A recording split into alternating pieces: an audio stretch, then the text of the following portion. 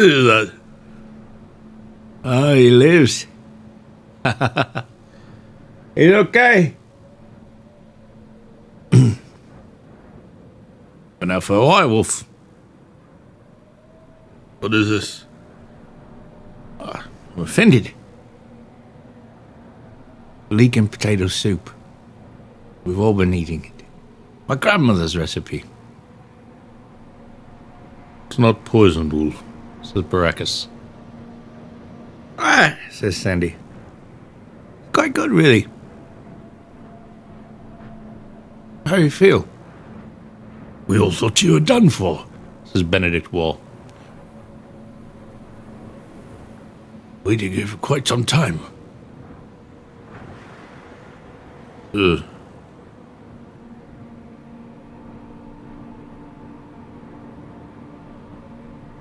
barely remember what happened.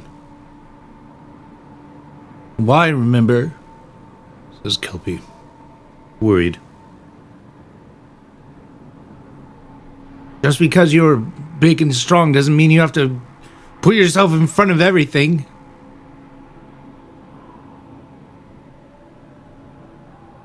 Yes, it does. Who else will?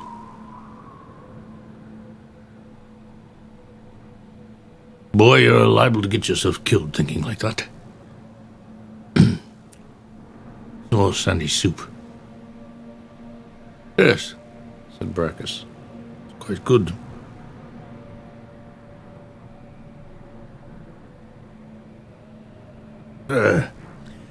Leek and potato, huh? You gilled in your potatoes. What about them? Quippies fortuitous potato? Seems to be a thing with you guys. Yeah, sort of. Kind of an inside joke, I suppose.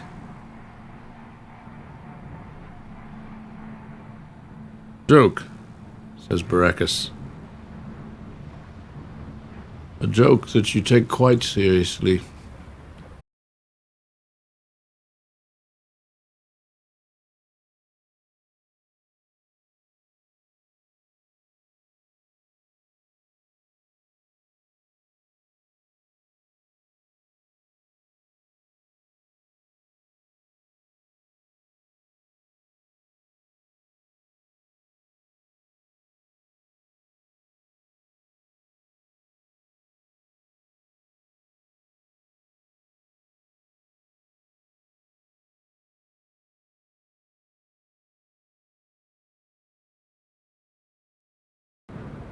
We didn't get much.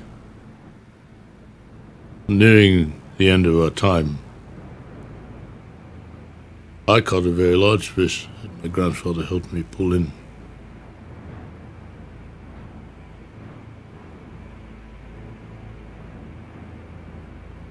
I said, Grandfather, what a huge fish we've caught. Yes, he said, but such a little lake. I sometimes feel as though I was only a big fish from a small pond. Perhaps I cannot keep you safe.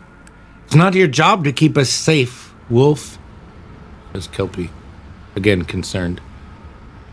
The fairy's right, boy. We appreciate your muscle, your strength. Don't be reckless. Huh? He tries to move. How long have I lain here? We've been waiting here a couple days. The monastery's not far. Hasn't been any danger. Got a nice fire set up, a nice camp. Cold? You want to come closer? Not cold. He stands up. Where are my clothes? Oh, they're over here. Although you can walk around like that if you want to. Kelpie, get his Get his clothes.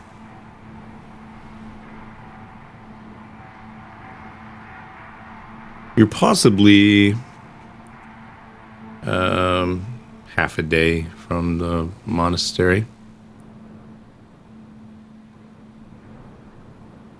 Hey, Roots. Oh no, fucking no. How long have Oh no. When did we come back? Fucking, you're kidding me. How long were we gone? What was the last thing you heard? It was quick. I didn't break character, nor did I even look at the chat at that time. God, I don't know what you may have missed. Hopefully minimal. I'm hoping that I didn't give you information that now I have to go back and somehow repeat that was in the dialogue. Oh man. 20 seconds? During what? It's like when my wife is talking. DP, we tune you out all the time for 20, 30 seconds. Sometimes a half hour. You're good. Keep going.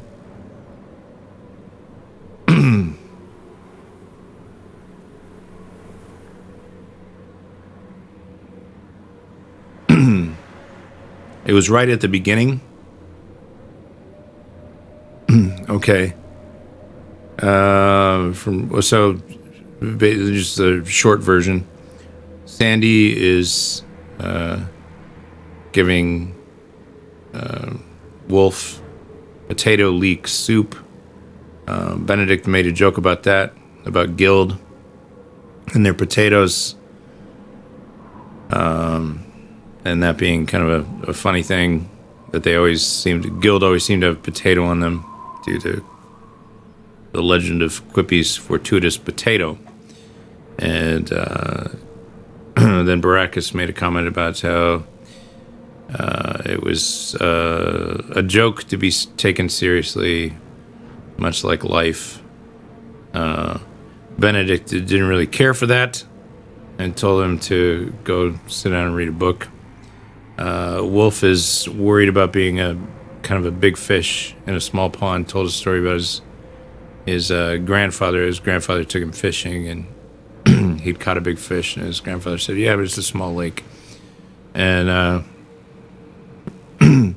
basically feeling the pressure of being kind of this warrior and wanting to protect everyone. And Kelpie thinking that is not your job, and Benedict reminding him that's not your job.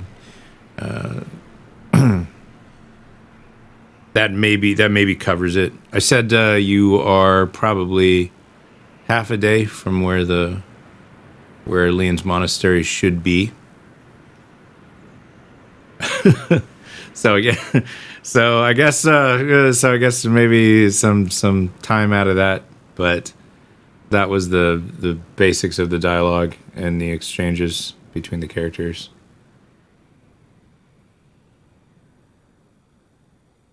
Anyway, you have a small camp. Let's say that Wolf is back to probably 10 hit points now. He has potential 43. You can wait here for a while.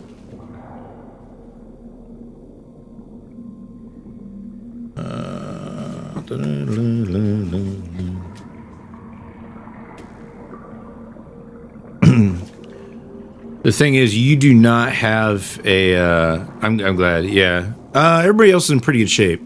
It's been a couple days, so everybody's in good shape now. Wolf is just down to... He's down to 10, so he can potentially have 33 more hit points. You do not have a cleric or healer in your party, which is one thing I worried about when you selected your party. I thought, they didn't pick anybody with healing abilities. Kelpie doesn't have a healing spell. So no, she can't. you've got time, or you have to figure something else out. But you don't have anybody with healing. Hey, bros, what I miss? Nothing that other people didn't miss as well. So I think you're fine. We basically, to catch up, Punxsutawney will catch you up. But or anybody else can, but you don't have, what I was just saying is you don't have a healer. You don't have a cleric in your group. So Benny's Eldritch spells. Why don't we do that right now? Let's get that taken care of. We need to get Benny's Eldritch spells knocked out and solidified. Now would be a real good time to do that before we really need them. You don't necessarily need them at this moment, but you're going to soon, so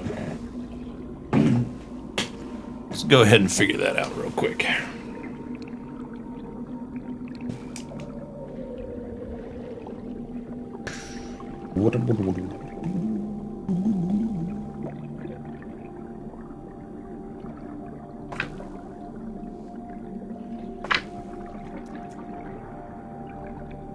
All right.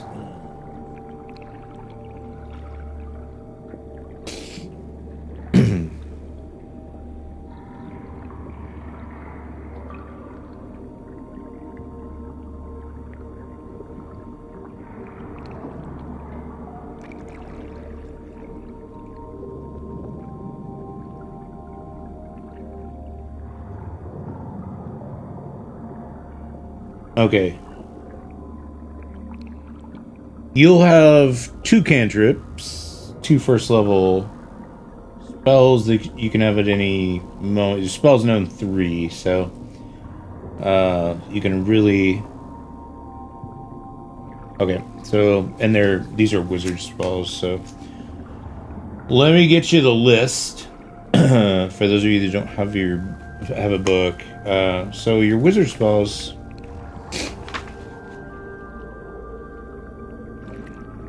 Which is a good list to be going from.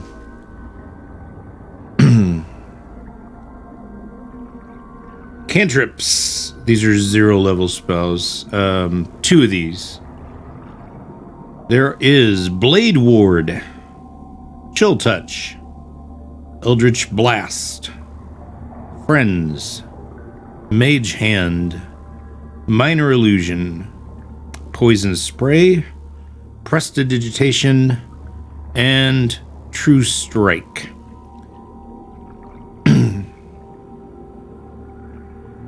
Those are your 0 level cantrips, of which you can be familiar with 2.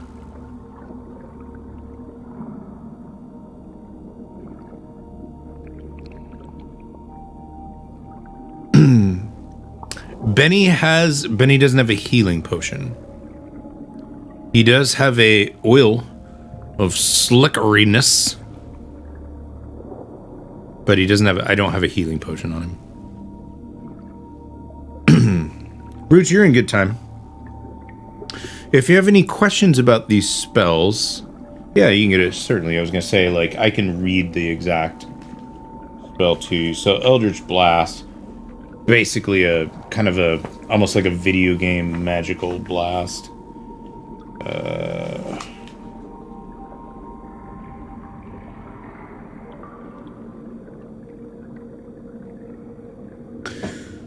One action, range 120 feet, instantaneous. Beam of crackling energy streaks towards the creature within range.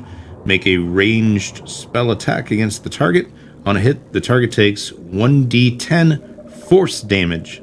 Spell creates more than 1 beam when you reach higher levels. 2 beams at 5th level, 3 beams at 11th level, 4 beams at 17th level. You can direct the beams at the same target or at different ones. Make a separate attack roll for each beam. So 1d10 force damage. Kind of cool.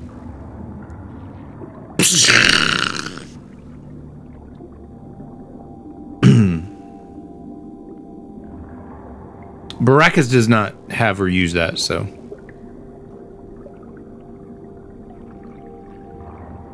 if you're looking to not overlap with Baracus, let me get Baracus out to make sure. He also does not use Chill Touch. He does have Ray of Frost.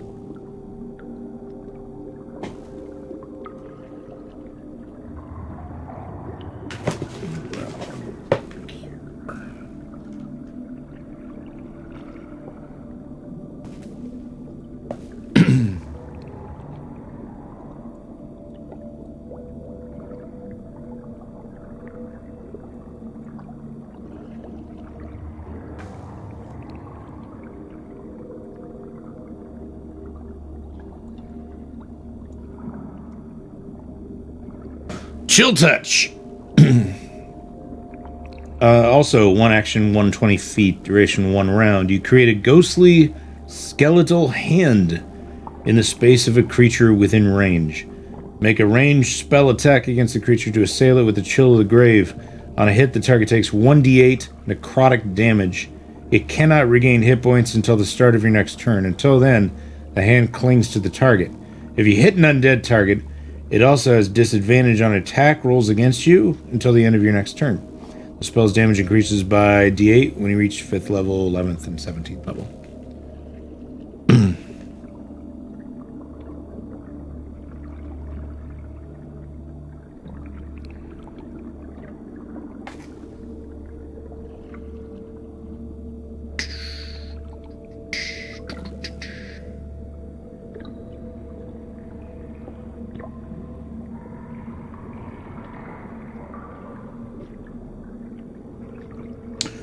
Oh, shoot. You know what I did? I'm so sorry. Hold on. As I'm terrible DM.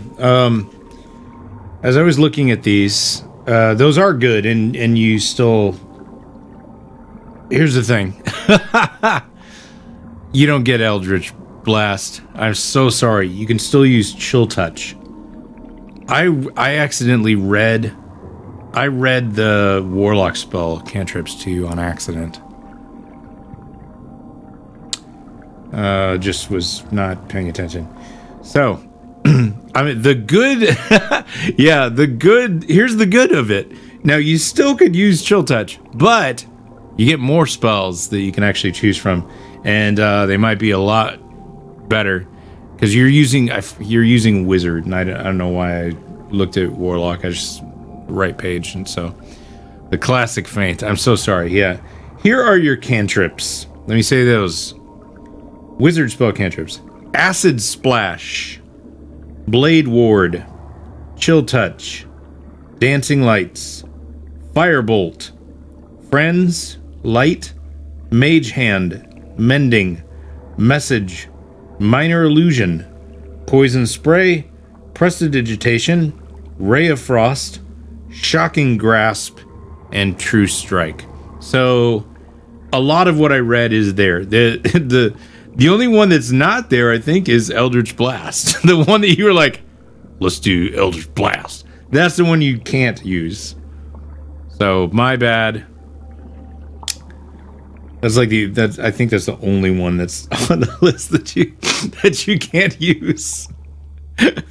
So, but you have more that you can use. Some really cool stuff in there. So you've got other attacks. You have a lack of fire attack. You got Firebolt in here as a choice, which I can read to you real quick.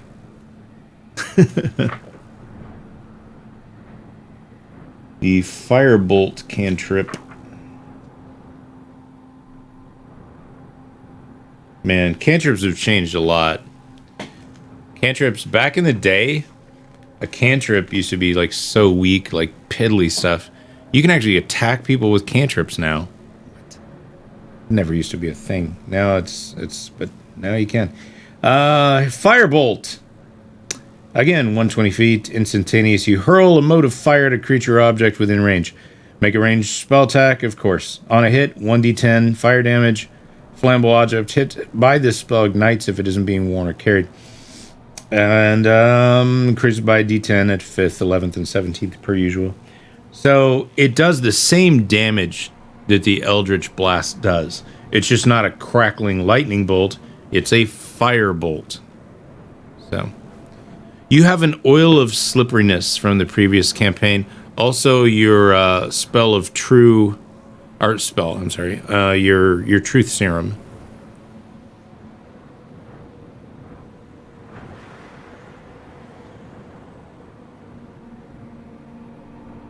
Yeah, it's kind of like a shitty fireball. It's a cantrip.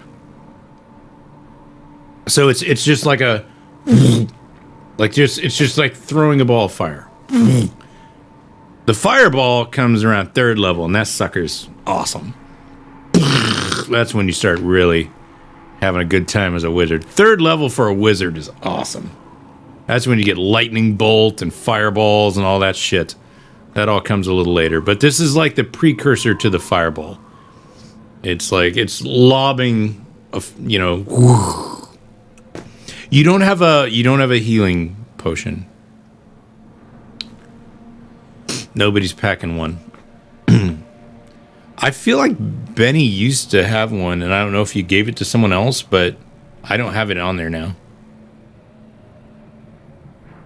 All I have is the oil, a slippery oil. Can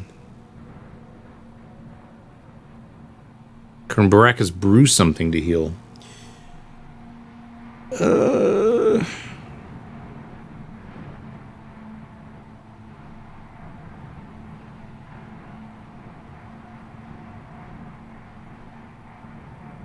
He's got some pretty interesting things. And so, if we want to homebrew a little bit, I think he might be able to whip something up. I would say it would take you 1d4 days, and you'd have to make an intelligence check on each of those days, which is no problem for him. He's got a great intelligence check. But with all the arcane recovery, arcane tradition, arcana spellcasting, like he might have the ability to whip something up in time. So it might be something he could do. Keep in mind, in 1d4 days, you could Wolf would naturally heal back anywhere from about 16 to 20. He has 33 to regain.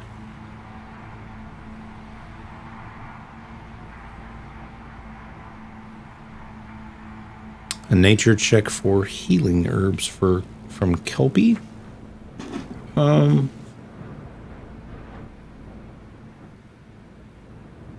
I could give you a chance, but it'd be in the negatives. There's not much out here. You're kind of in the middle of nowhere. This is a very deserty area. She might be able to find something.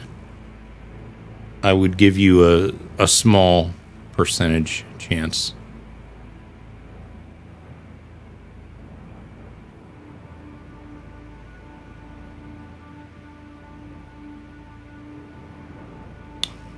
Your component pouch, scholar's pack, etc. That's like everything he needs to learn. Those are he might have some books in there. He might have some things that he basically uses on a regular basis. That nothing though that's probably going to help you with that. You'll try for a 19 or a 20. I would say if you can... and he rolled. Kelpie's like... Healing with what? Sand? There's nothing out here. Sorry, Wolf. There's nothing out here.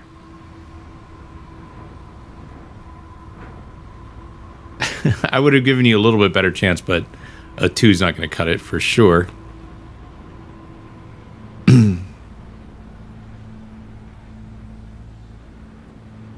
That's a good way to find yourself another damn worm.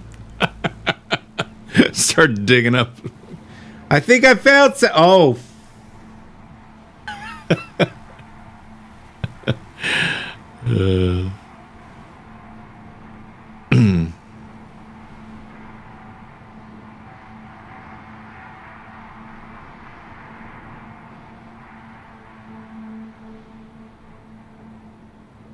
So is it basically you have this? I mean, you could try and use Baracus in the next, and I said D4 days. So like, maybe it could only be one day, and he figures out like that he can make a healing potion of some kind. But I would say 1d4 days, one intelligence check per day, and you'd have to make those. And I'm not sure how effective it's going to be. It's going to be based on the number by which you win that intelligence check.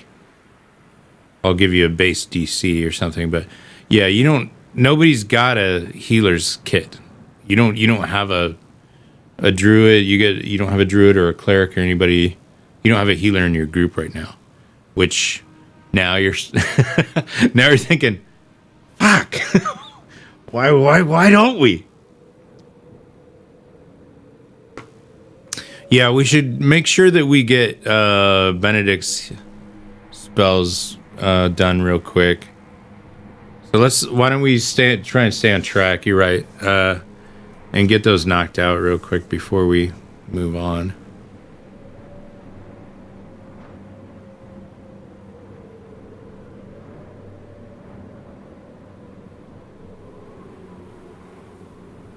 Oh, let me write that down. I'm sorry. I'll update current party over the weekend. Make a little note for myself.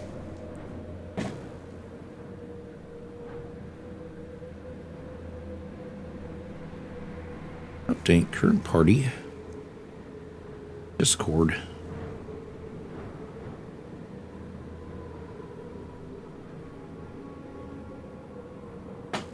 Put that right there.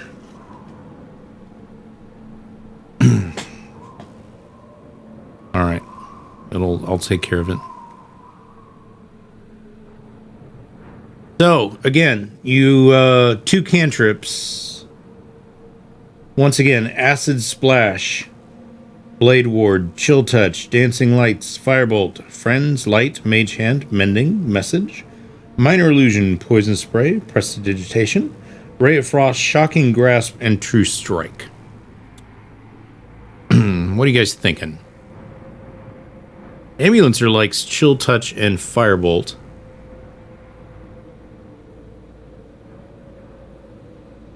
Donkey, you're here as well. Knights, what do you think? What do you guys want? It's your character.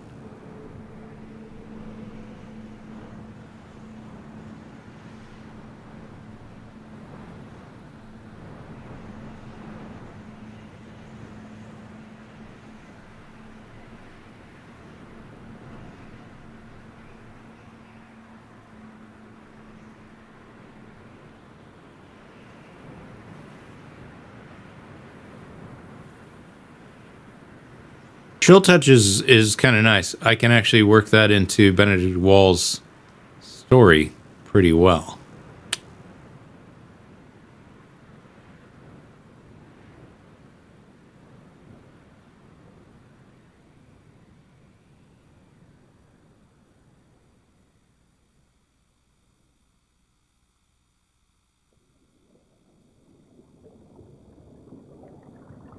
Oh, and there's In Forever too. Okay.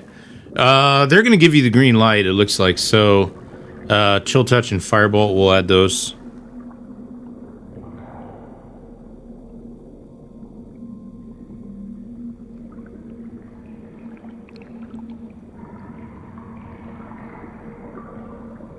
Now, first level. Now, first level from the wizard list. You got a lot. You got a lot of cool shit here to look at. This is you get some fun stuff at first level. Alarm, Burning Hands, Charm Person, Chromatic Orb, Color Spray, Comprehend Languages, Detect Magic, Disguise Self, Expeditious Retreat,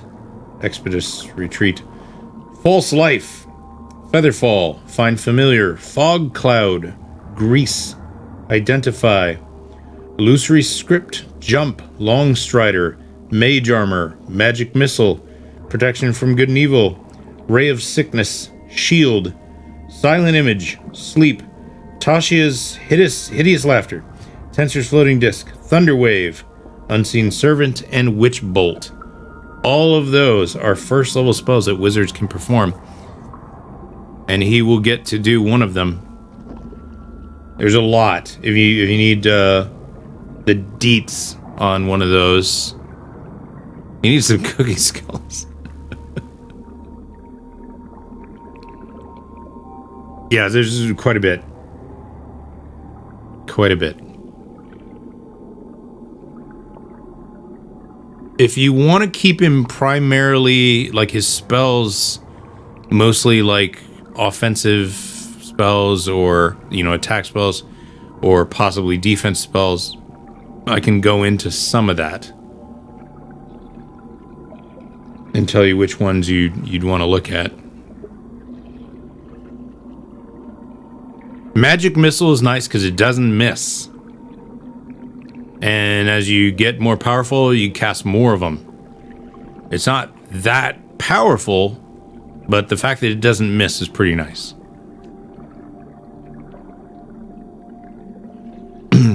Find familiar. I shall read it from the book.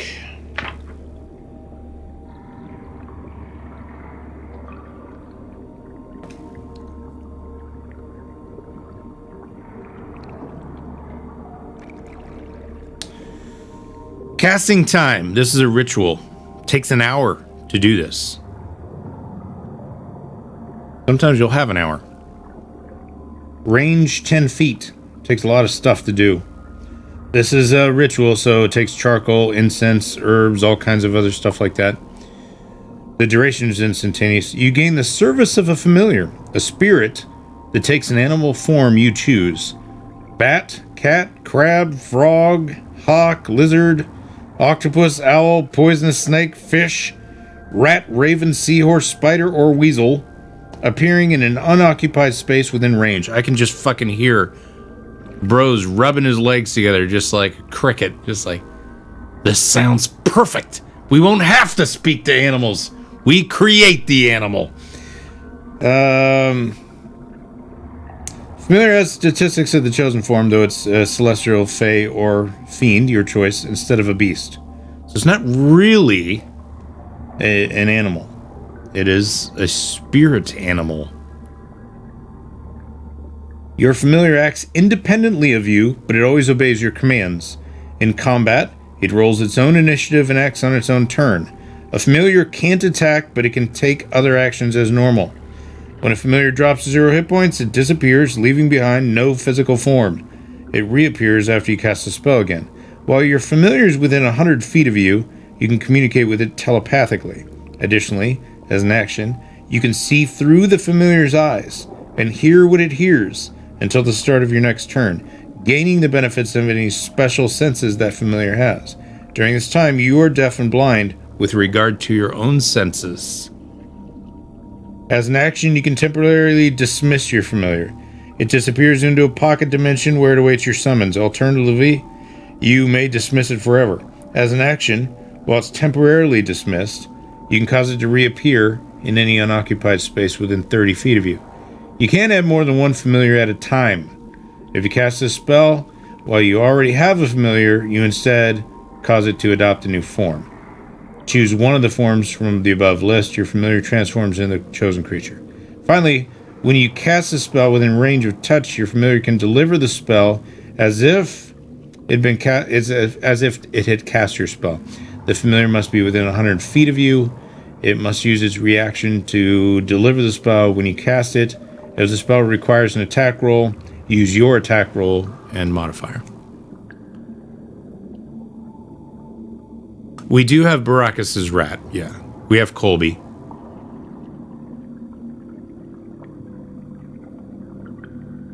Does that mean you don't want to do it? Because you have Colby.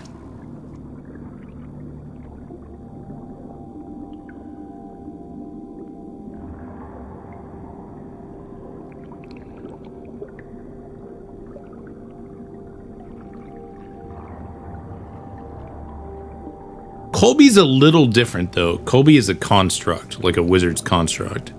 He's slightly different. He functions in a similar way, though.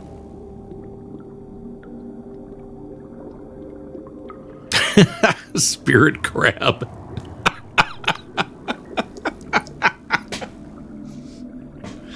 Oh, what do we got here? There's a little spirit crab. A little bugger. It's burying itself in the sand right now. We'll have to probably dig it up. See what we can get it to do, huh?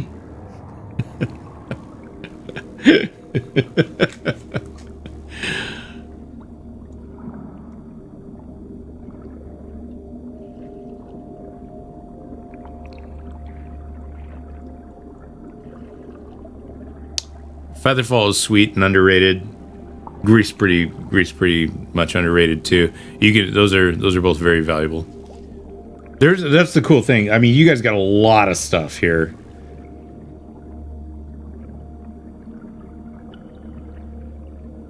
I mean, even a sleep spell is good.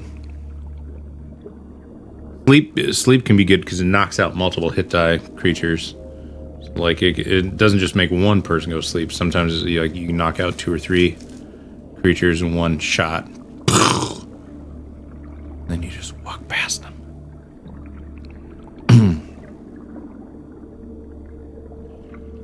None of you have sleep.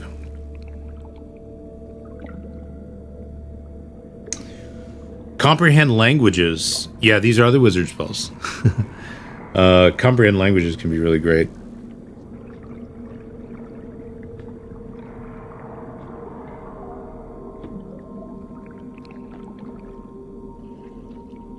Shield and mage armor are nice if you need protection. Benny's pretty solid for AC. I don't think he really needs that.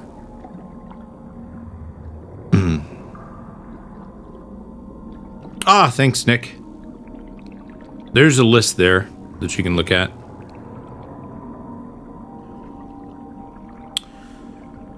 Benny is clumsy. You're absolutely right. He's I mean, not terribly, but yeah. His dex is an 8. Benny was never conceived to be some great warrior. He was always conceived to be the normal person who wants to go adventuring. He's stockpiled his gold. He's had a very interesting life, but his stats are all very pedestrian. He's got a dex of 8. His strength is an 8. He has nothing that's extraordinary. The only thing that's extraordinary about Benedict Wall has been his roles, his personality. You guys have made Benedict Wall what he is. He's an amazing character because of that. But he was based off a character in my own campaigns that Ezekiel III played, called Duncan Hobbs. Duncan Hobbs was a merchant and who became great through, like, I started him off with really low stats, but he had a bunch of money. He used that money to do a lot of great things, buy a bunch of potions, became like this great hero. And Benedict Wall is kind of based off him, but Benedict Wall also there's something else going on with him. As you recall, the Dark Elf knew that there was something up with him and called him out on it. And there's something weird. Like, and Benedict has said that he's cursed. And when he drank Opal's concoction, he damn near died. So there's something going on with Benedict Wall. We just don't know what it is yet. But there's always been something a little bit different about Benedict that hasn't been revealed. Other than that, he's normal, kind of low attribute character.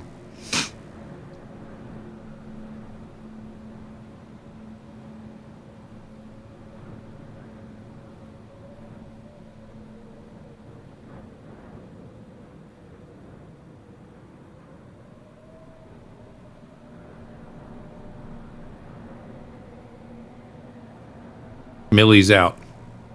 She's eating special brownies, donuts, and Taco Bell.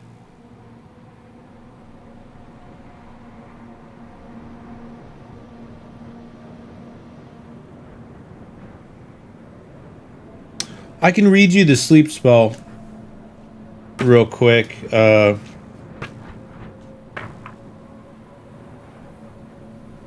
In the early days of D&D, the sleep spell was never underrated. A lot of people use it. It's still got its charm.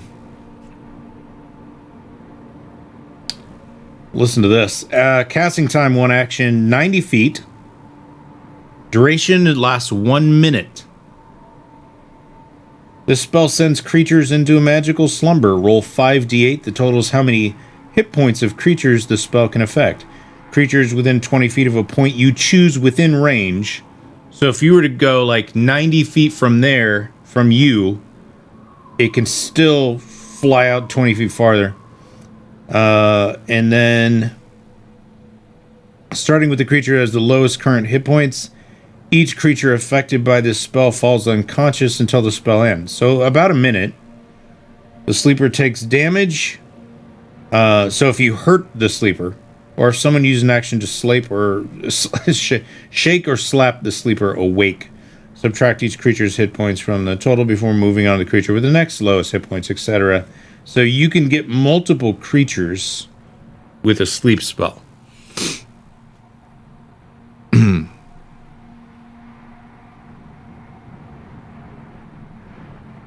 But it doesn't. It lasts. Now you can go slit their throats. See, that's what it does. That's something that, like, if you do an automatic, like, kind of death move, like if you just injure them or kick them or punch them or something like that, they wake up because they're sleeping. But if you were to, like, just silently slit their throat as a thief could do, those creatures are gone. You got 1 minute, yeah, which you could take out some people in a minute. It knocks out a certain amount of hit dice, 5d8. Yeah, but that could be usually it's 1 to 3 creatures. That can be really handy though. Depends on what you're fighting, but I mean, it may just get 1 if it's like a larger creature, but.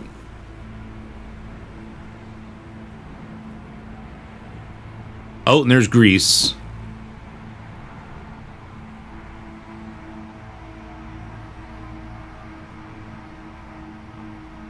Grease is fun.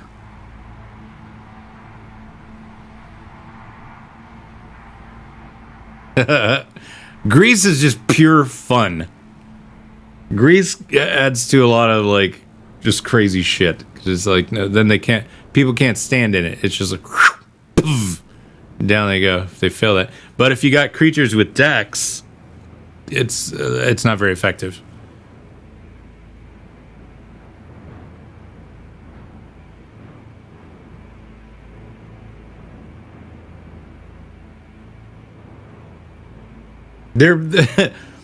Sleep is, I think, more practical if you're trying to get past, like, possibly a creature or a group of creatures.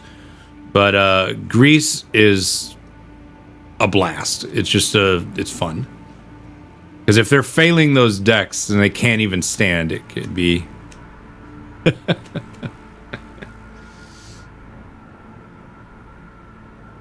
Sleep is probably the more practical.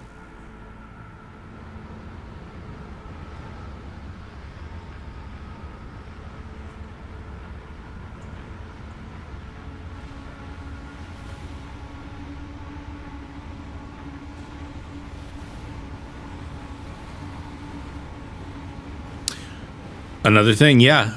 If you're looking at like elvish creatures or fey creatures or creatures that you can't charm, those creatures are often immune to sleep. So that's another thing to keep in mind. If it's something along those lines, like some of them are immune to sleep. Because sleep is kind of like charm. And it doesn't work very well with elves or fey creatures. Like Kelpie's immune to sleep.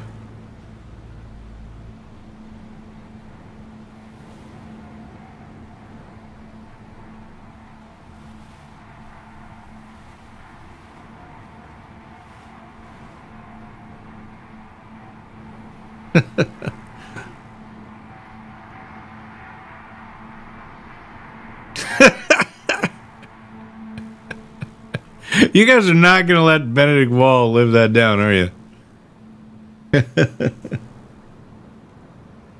Greasy Benny. Wolf will grab him out. Benny, take my hand.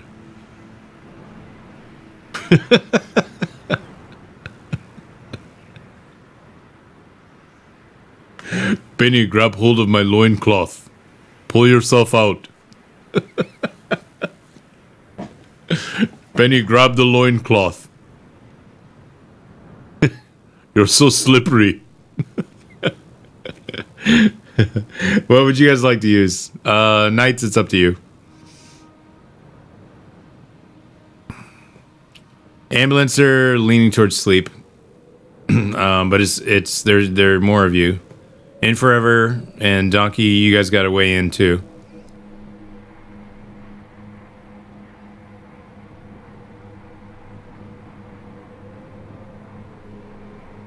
Sleep.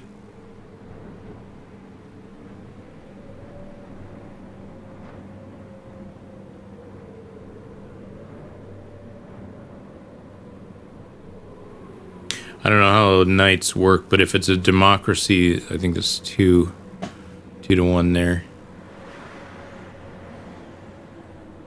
Sleep's a good choice. Very practical. I'll go ahead and put that for now.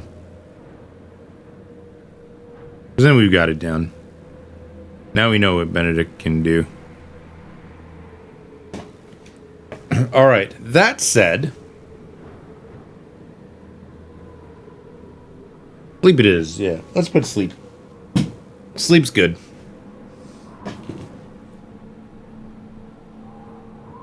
Now, let's go back to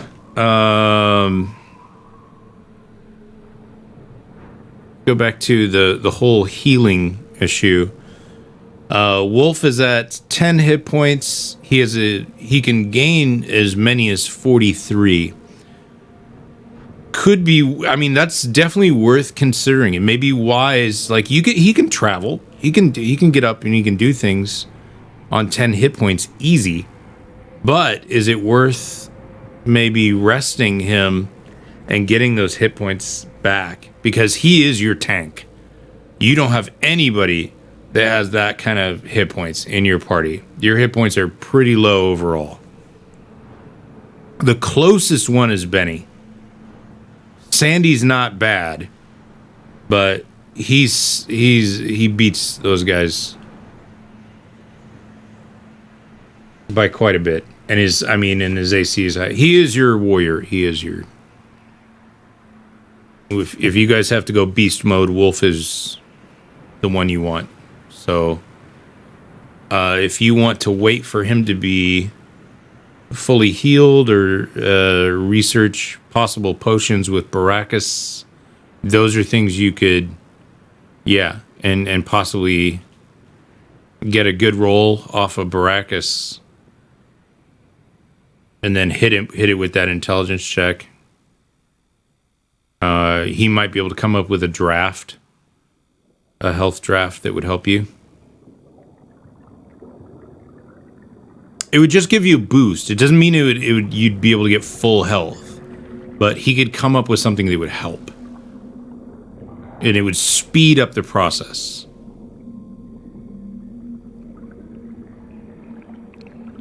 While you guys are thinking about that, I'm gonna grab some ice for my drink, and I'll be right with you.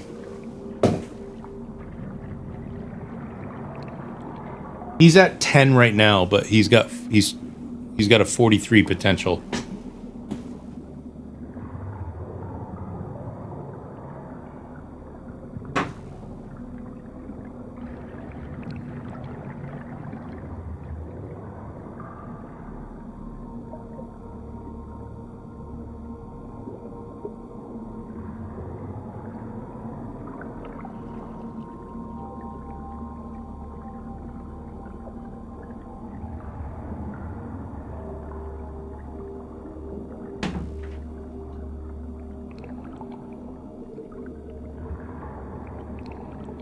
But the brew, you want to try the brew?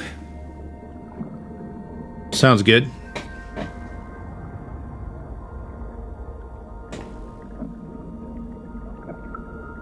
Okay, so first you'll need to make an intelligence check, Bloodcraft.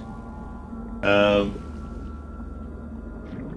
already know what your DC is going to be, so roll your intelligence check. One of you.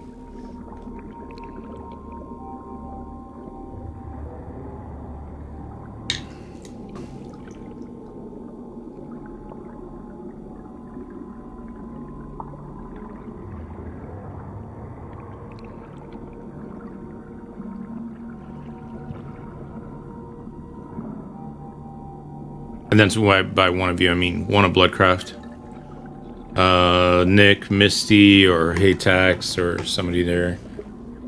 A 10. You're lucky he's smart. You're lucky he's smart. He's got an intelligence 20, so he's got +5 to that. That'll help you out. What's he doing, Brooks? Says Benedict. Searching. Searching for what? For aid. What are you doing with those stones? What's that smell? It's incense. Stinks. Yes, well.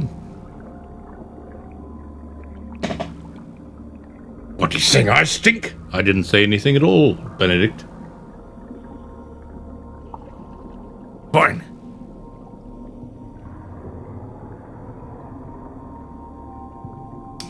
And now, another important role. How many days will it take? One of you is going to need to roll 1d4.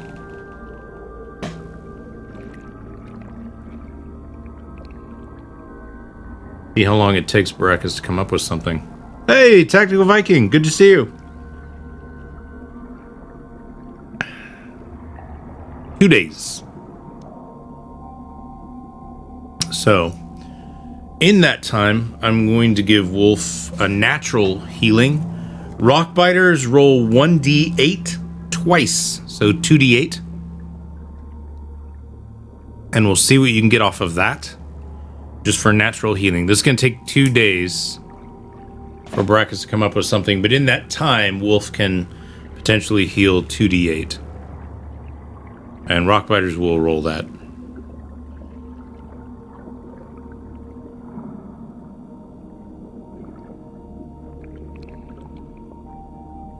Could be Fuck Mountain. Natural healing is slow. 1 on the first day. He's still pretty rough. And a 1 on the second day. It's a goddamn thing. It's a good thing that Baracus is working on a healing draft, because Wolf has gone from 10 to 12 in 2 days. Not a lot. That sandworm fucked him up good. He's like, my back hurts still.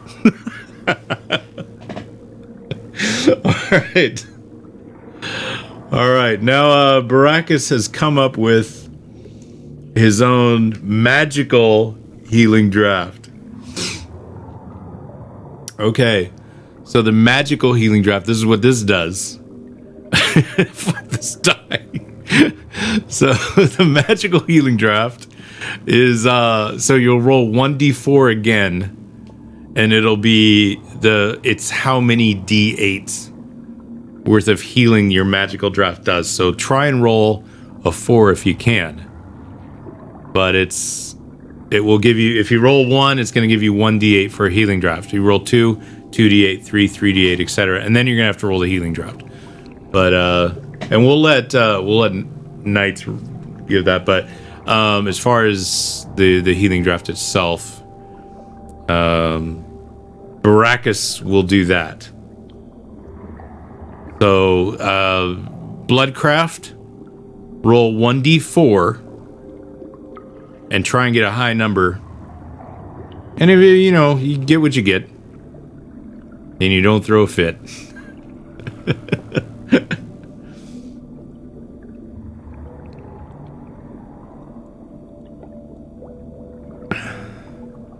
It is a D4 roll.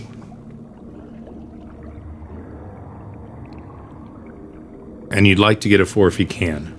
Higher number better.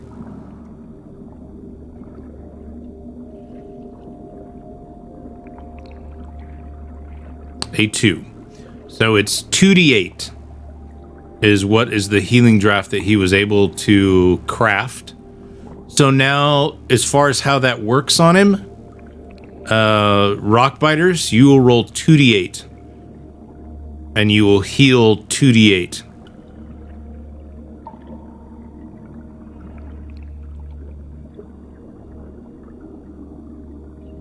Bloodcraft have done all they could do. They've given you a 2d8 magical draft. It's taken 2 days. So a 4 and one more tactical Viking.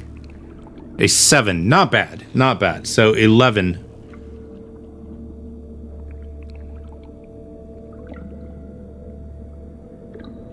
Okay. So now, Wolf is now at half health. He has 43 total hit points. He's now at 23. So he's doing better. 23 hit points. You can take more rest and wait more. You've been out here. Now, Wolf was already down for a couple days. So it's been about 4 days now that you've rested. And you can continue to camp here and get him up to full health, or you can say, let's head out with him at half health and hope to God we don't run into anything that requires him to be at full health. It's up to you. I'm going to give you the breaks on that. I will also, though, during this amount of time, there will be a random encounter. So something you could get attacked in this time now. If you stay more days, there's going to be a random encounter for sure. You can move on at half health, or you can say we'll face the random encounter and see if we can get him back to 43. That is up to you as the company. The company making decisions for the party here.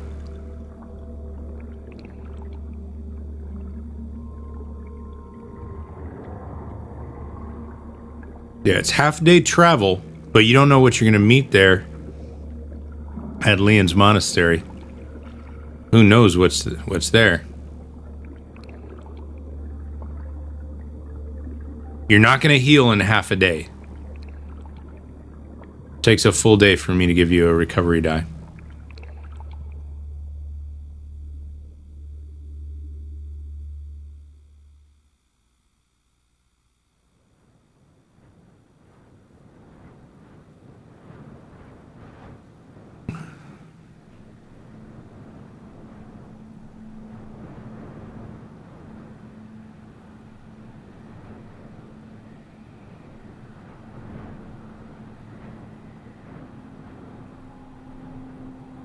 Oh, to save you, right.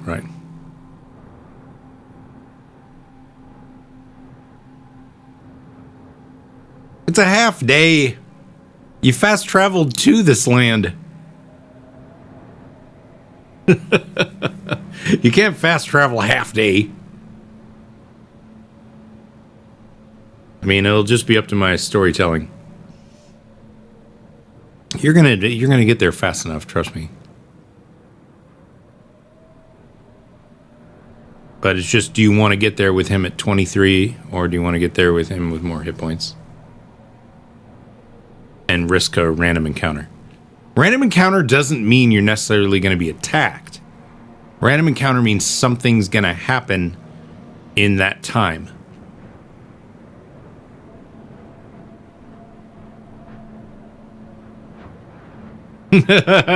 Call him, yeah. Classic feint. All those in favor of moving forward, type yes. All those who are like, why don't we just wait and get the hit points? We can deal with a random encounter. Type no. Let's do it that way.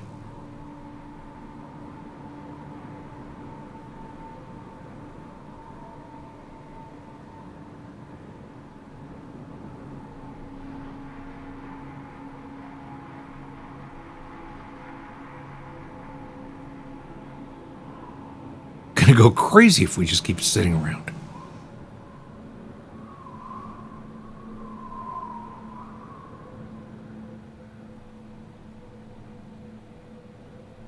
Well, I don't see a single no yet, so I guess we're gonna move.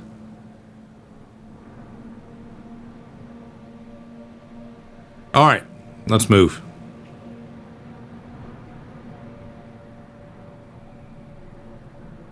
Tell you what, Says Benedict. I think the boy will manage. Why don't we get a move on to this monastery? See what's there. I'm with Wall, says Sandy. Getting a little tired of this. Let's go. Very well. Says Barakas. Wolf, says Kelpie.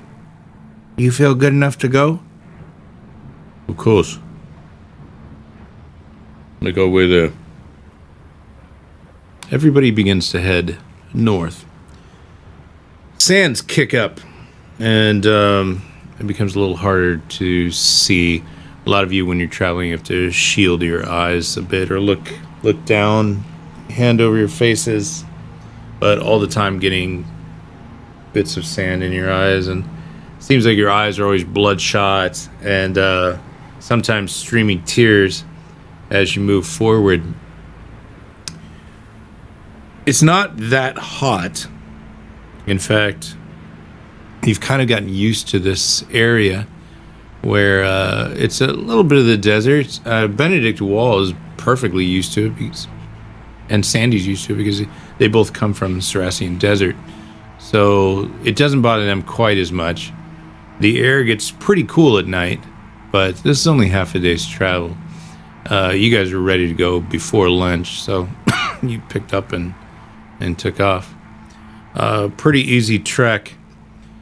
Sand is slow going. There's not a given path here, and it seems like the sand is in kind of thick dunes, so you're trudging. Like, this is a very slow movement. If you've ever been on a beach where you got deep sands, you know that it can get grueling quickly because it really tests your muscles. You're like, oh god, it's not like a straight road where it's an easy walk.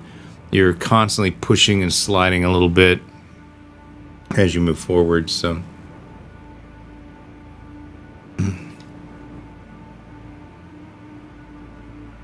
you're not on it. You have a sled, which most of the equipment is on, but you're not on a sled.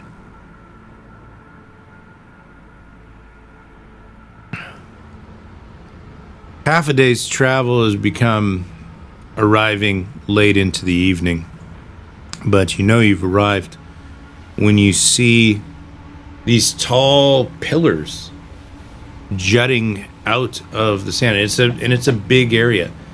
Now, it used to be the background, you'd see kind of this slight mountainscapes and stuff like that, but nothing quite like this. Now you're seeing these edifices. Obviously there was an establishment here of some kind. The dunes have gotten very, very thick, and the wind's a little stronger in this area. And you can see, how this place became abandoned.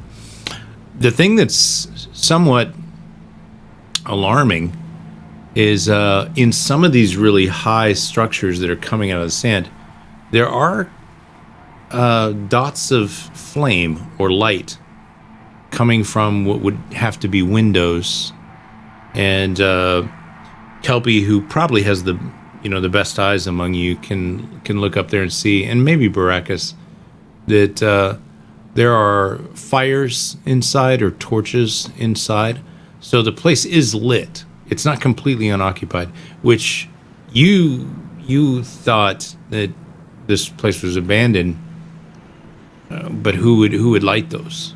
Unless these fires are magical, as Baracus would possibly bring up. It's the fact that it could be magical lighting. But as you move towards it, there doesn't look to be any sort of entrance that you can see.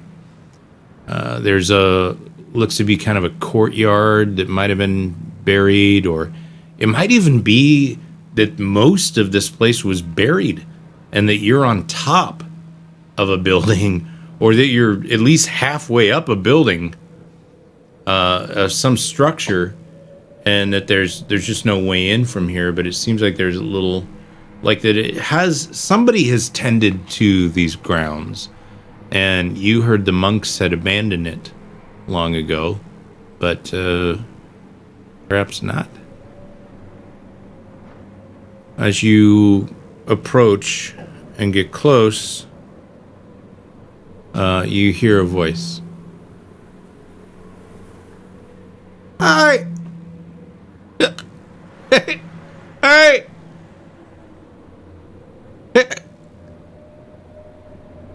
And a shadowy figure starts to move towards you. This figure is robed. Pulls down his hood. The man, shaved head, could be a monk. I mean, you expect it to be a monk. Trace, you can call me Potter. Hey, you're not from around here. Welcome to what used to be. Who do I have the pleasure of entreating? All right, at this point, you may pick a spokesperson, or you can talk as a group and find out who this guy is and what's going on. That is up to you, how you want to deal with him.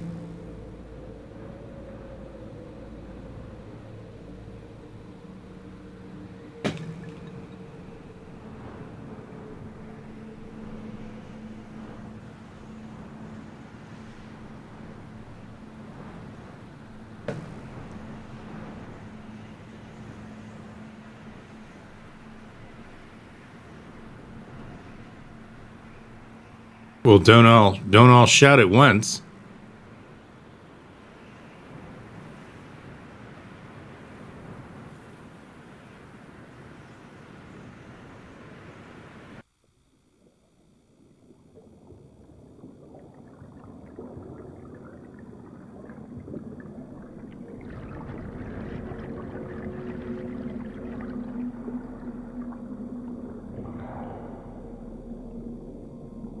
You'll need to agree as a company who will represent the party.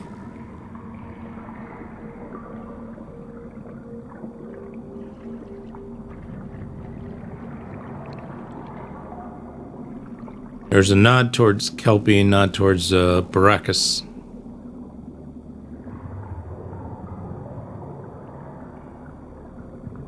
Baracus greeting. Bloodcraft goes forward.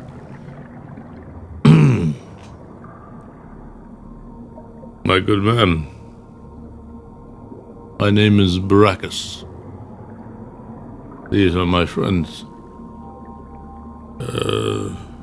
Potter. Patrice, you said. And, who might you be here? Oh, I'm head of horticulture. Used to run the vineyards here. Well, my master did, before he fled. I'm the only one left for that. Still, though, we have great wines, if you're interested. What brings you clear out here? I thought many had forgotten about us. But we still traffic our vinos.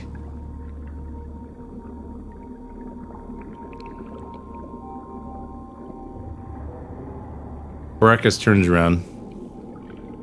Says he's head of horticulture. Basically, wines. The monks here were very famous for the beverages they produced. Ales, wines, before the time. Apparently they still sell them here. Who knew?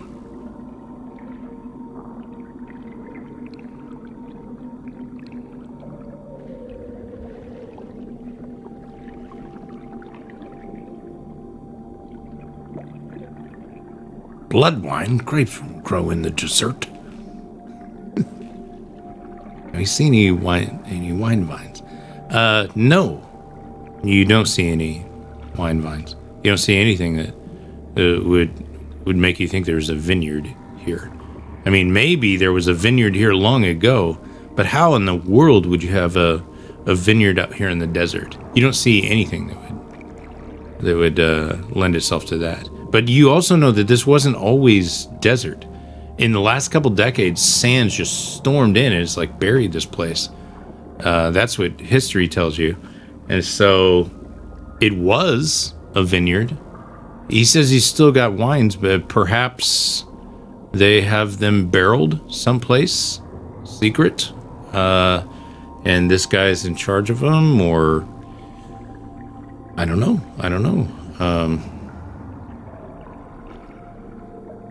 Up to you. Figure out what to say to this guy or how to move forward.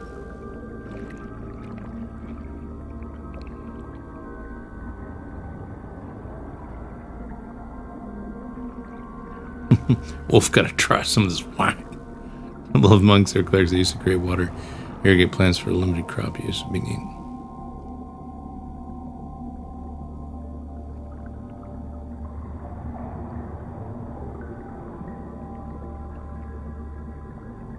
What exactly caused your mentor to leave?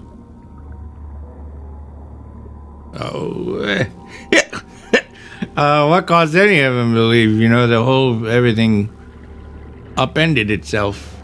You know, once the sand started coming in, there was no stopping it. We had a big problem with worms coming up, digging up the soil, and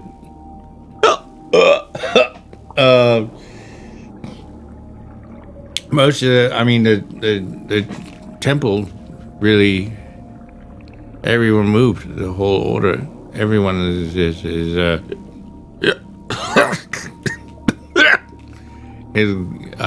took off. They're all gone now, and only some of us remain. Lean's niece is here. She's still here, and there's several others. Her bodyguard. There's some of us still here protecting what is here, and there is still valuables here. There is still, the vineyard is still here. It's underground, and there's a group of us who was sworn to keep it, and the rest left. If you would like to buy some of the wine, ales that we have still, then I will invite you in. You must do exactly as I tell you to do. Now you can't do just anything. You've got to follow my orders, especially, okay? If you do anything that I tell you not to do, you could be in very big trouble.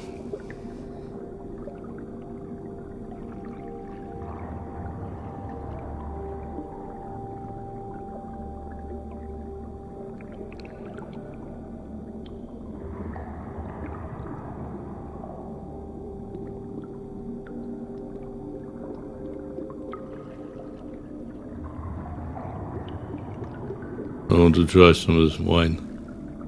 What say you, Wall?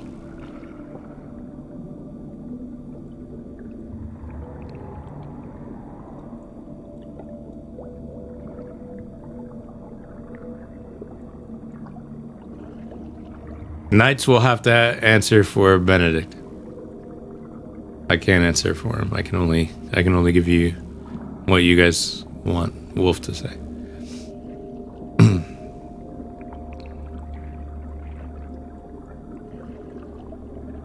See? Smart lad. Wants to try. Wants to try some of the wine. You're right. This is some of the best wine you ever will have. Okay? Was he talking to you, dwarf? Do you want to try some of this? Of course you do. This is some of the best wine you'll ever have. Better than most Elvish wines. It is aged in steel barrels shipped from Lorath. Lorath, you say? Yes. That's where I'm from.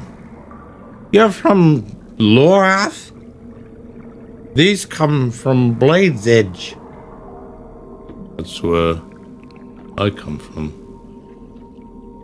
Well, you're gonna want to try.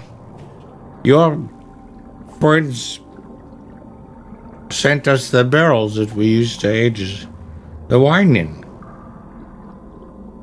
Interesting. I would like to see these barrels, if anything, to discern what markings they have on them. You want to know if I'm being truthful? Well, I am being truthful. And, well,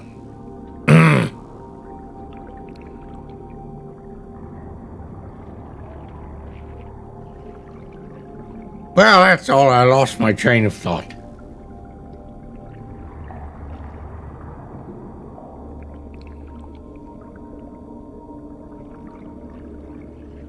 Perhaps Wolf,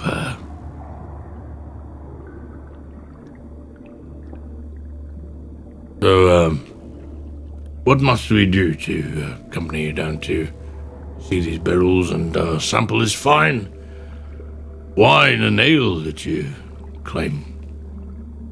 Like I said, just do exactly as I say. Do you all swear you will?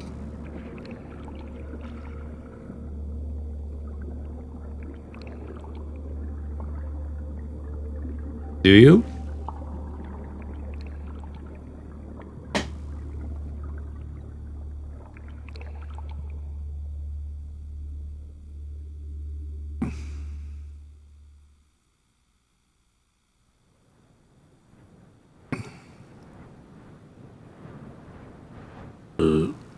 Hold on. These towers. I assume these are friends of yours. We're not looking for paid company.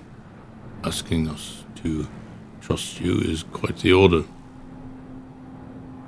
Oh, you can trust me. Quite the order. I'm of the order. I helped build this place. And you're looking at, you're talking about, yeah, we can go up there. If you want to go up there, we'll go up there. We can go up there. Yeah.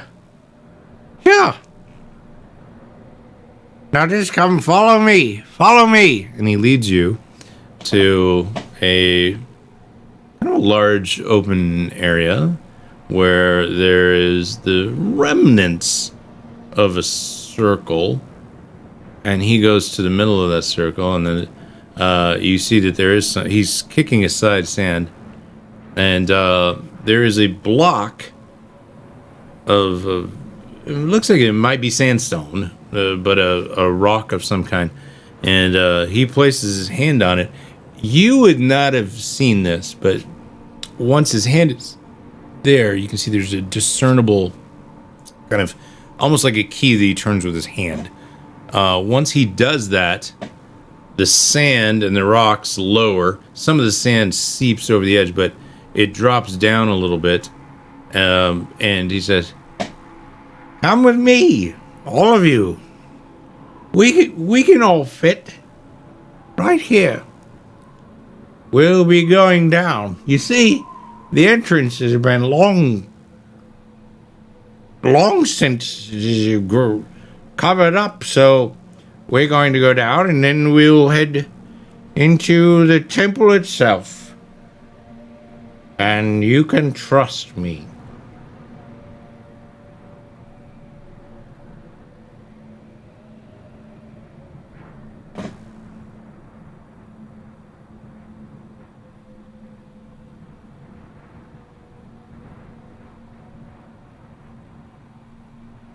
Your move? Having Underdark flashbacks. We are going under the ground.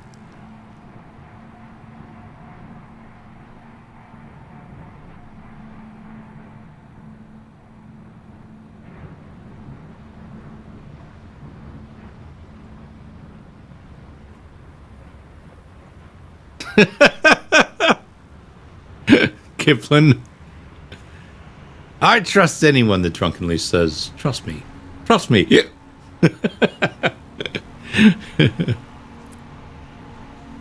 Here we come on down.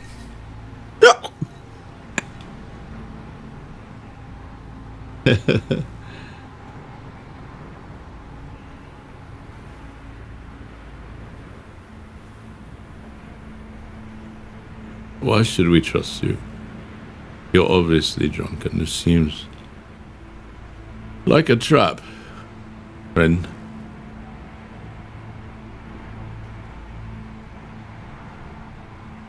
Look at it this way.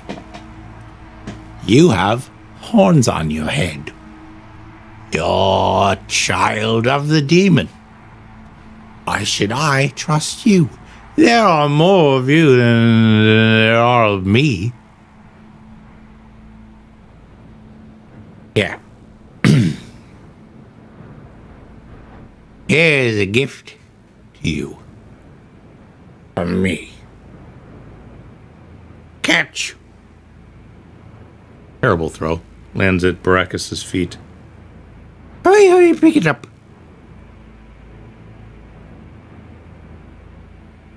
It's a flask.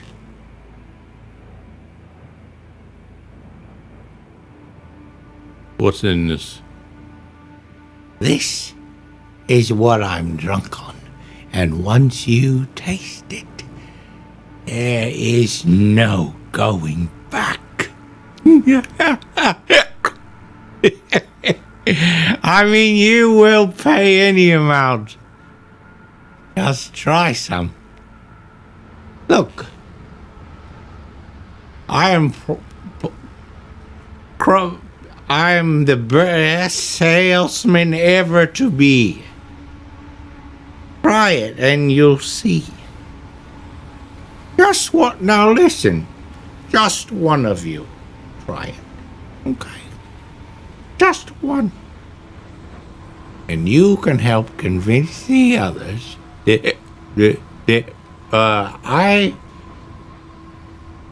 I'm telling the truth. It's the finest wine in all the Belderador. Come now. I wouldn't lead you astray.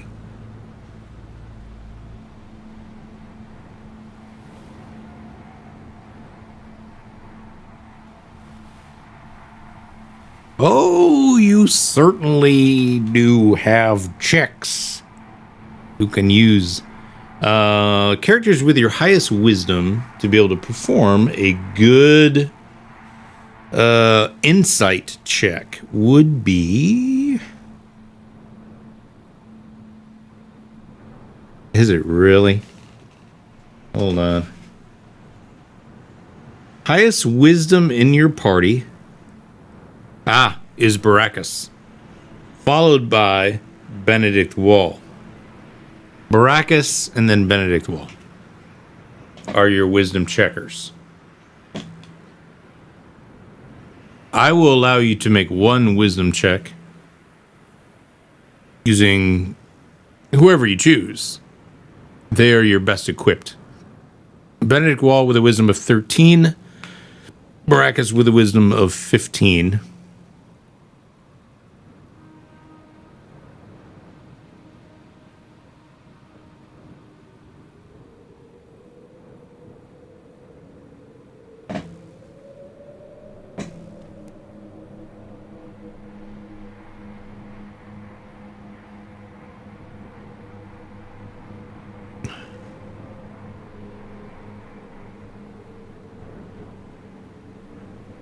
Baracus, Says Benny. Baracus. Let me just take a whiff of it. I'll tell you. Let me just take a good whiff. I don't think that's a good idea. Wall.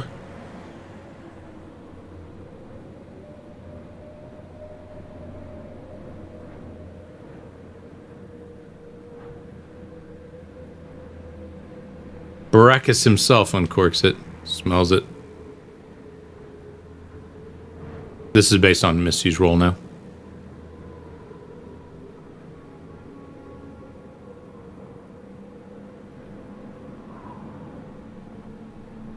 It certainly has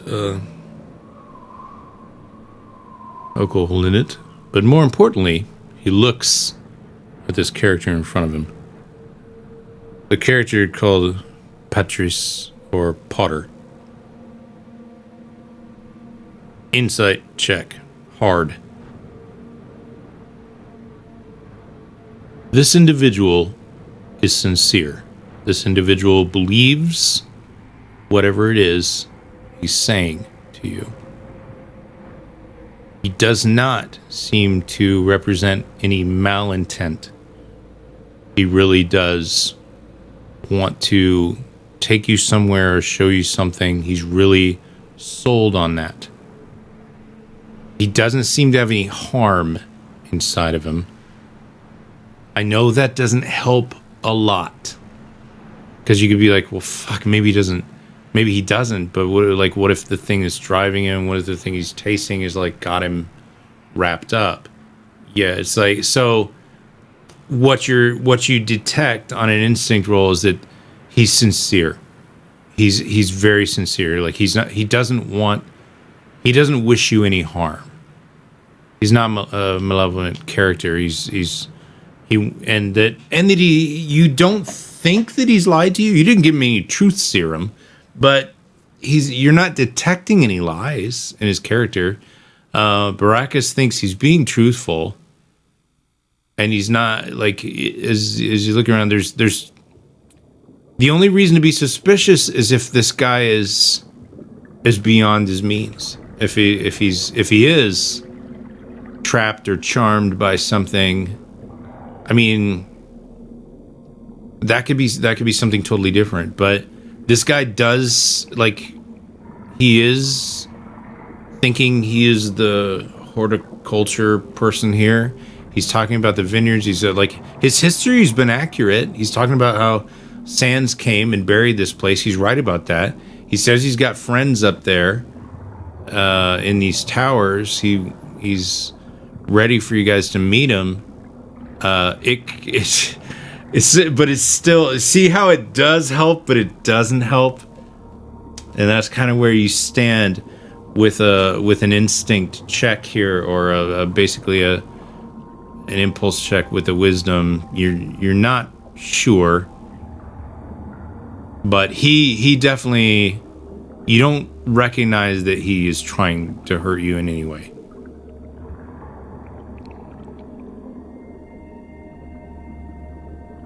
Baracus turns around and addresses the party.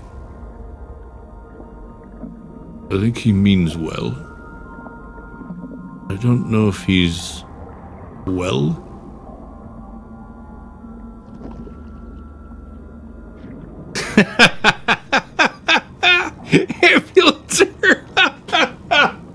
That guy's a shit.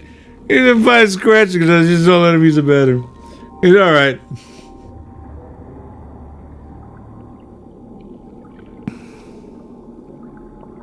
We know the power of blood. Before we go underground, is there anyone else up here we can talk to? Oh!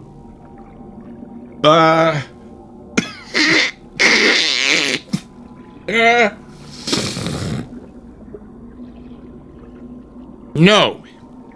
What? I can go get someone.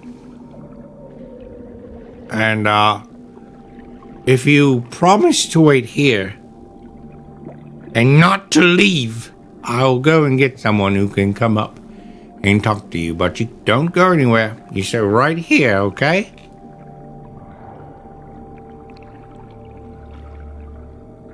Okay, I'm going down now. I'm going. I'm just kidding. I'm going down now, and I'll be right back with someone you can talk to. Down he goes. Then, slowly, this large plate comes back up.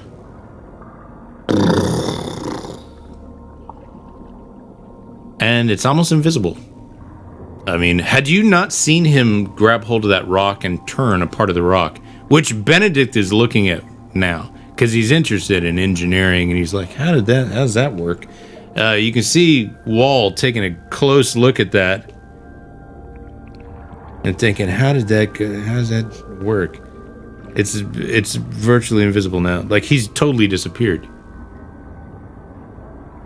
And who knows how long it could be before he comes back. If he comes back, if he can find his way back. But you're all out here under the stars with soft sand sprinkling across your faces.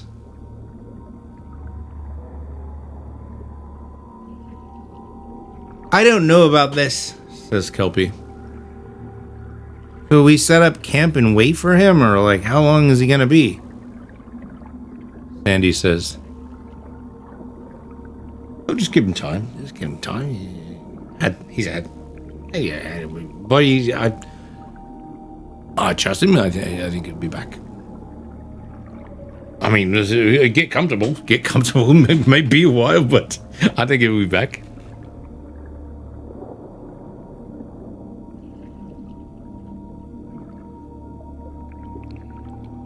You've just got the towers. These kinds of, like, there are lots of towers. There's probably, I mean, if you were to look at it, there's maybe like 12 towers. There is fires in the tops of some of them. There are remnants of maybe walls or half structures or things, but it's difficult to say. I mean, it's like I said, it's almost like you're you're seeing like almost like a half buried castle or something. It's hard to tell. Markings, yeah, there are markings on pieces of wall here and there. You would have to. The only one among you who probably could be capable of reading it would be Baracus. He's one of the only people that would probably know it. Can Sandy activate the lever for the stairs? I think that Sandy and Wall could probably do it. Benedict was studying it pretty hard. Sandy, just because of his previous experience being guild, he's like, there's no secret too secret for Sandy. He could go look at it and be like, yeah, we can open this. So he could probably activate it. Benedict Wall could probably activate it.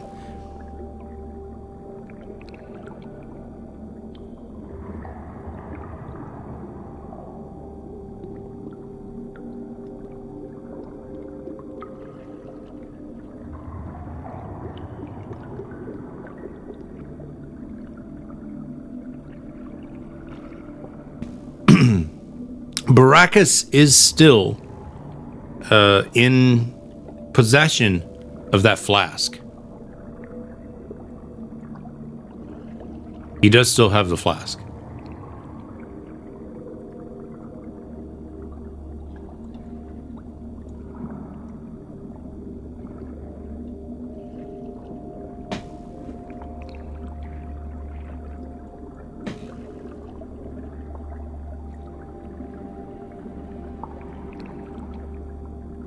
All good thoughts. Good role playing, guys. You're thinking now. Trying to think about it. Like, what do we do? I mean, do we want to do this? Do we have to wait here? We can. We can try other things. The truth serum flask. You have the truth serum flask. I was talking about the flask that Potter tossed to Baracus. Baracus caught it and smelled it, and it smelled very strongly of alcohol. That flask is still within your possession.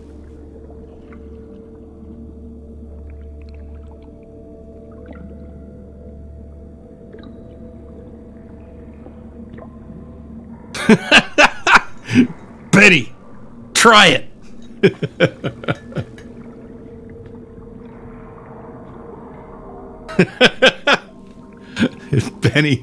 Benny, drink it. Benny.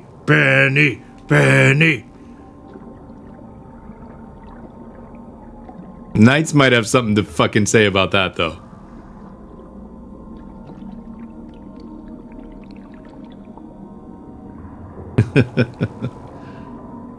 We truthfully say Benny owns an inn and bar, might consider buying some, but needs to know more. Truth. Yeah. Absolutely. Benny has his place in the Saracen Desert, and he could be like, you know, if this is as good as you say, it might be worth sending down to the Saracen Desert. We're starting to open trade down there now.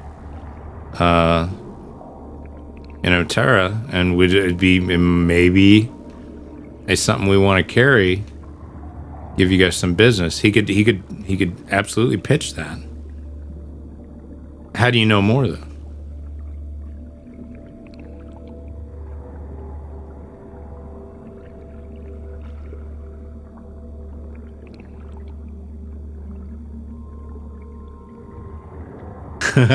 The Opal's got, yeah, there was quite an incident. And I don't blame you having seen that happen.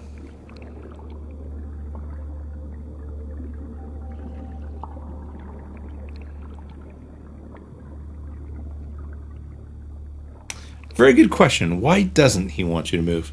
Is it because he wants to keep you there for some kind of ambush, some kind of trap? Or does he just not see a lot of people? How often do you think this guy comes across people at this monastery? Maybe he could be 3 sheets to the wind and he just doesn't want you to get away without helping. Like, he could have good intentions. Remember, Baracus did not detect bad intentions in him. There's no bad intentions in him. But that doesn't mean he's not fucking charmed or blasted or magically out of his mind. But he does not want you to leave. That's true.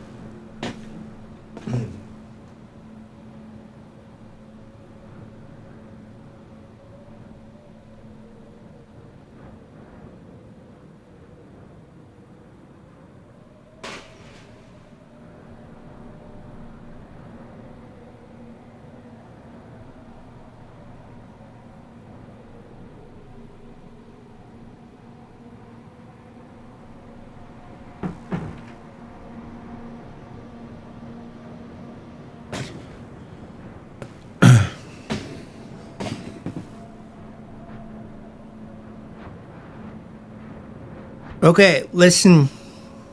I'm gonna go scout the area. What? I'm gonna go look around, Wall. Come on, old man. I'll be alright. Be careful. Hope he looks around. What are you guys looking for? Anything in particular with Kelpie, or just kind of randomly seeing what you might see?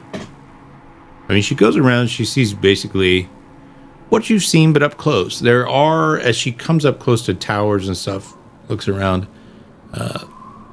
She does see some symbols, nothing that she can read, and it does look like this place just got buried at some point. That the desert winds and everything kicked in, the sand kicked in, and this place just got.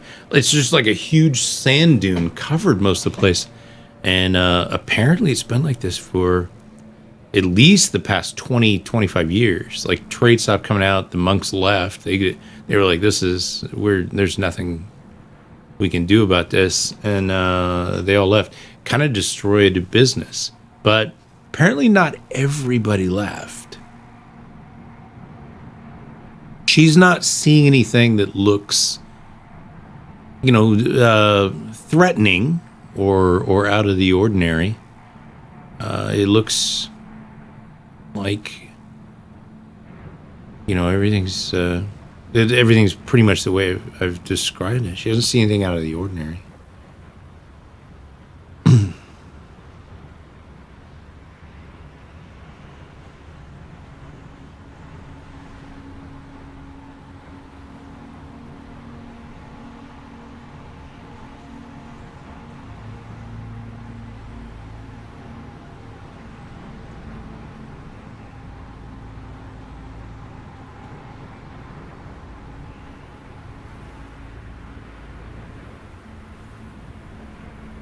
Or you're looking for another entrance.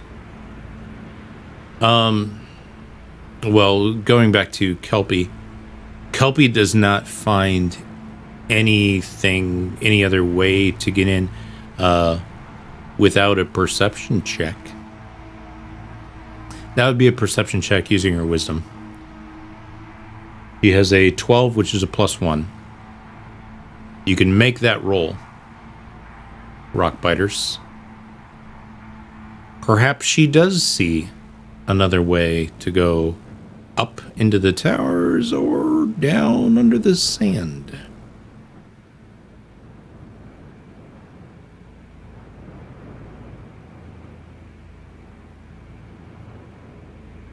Oh!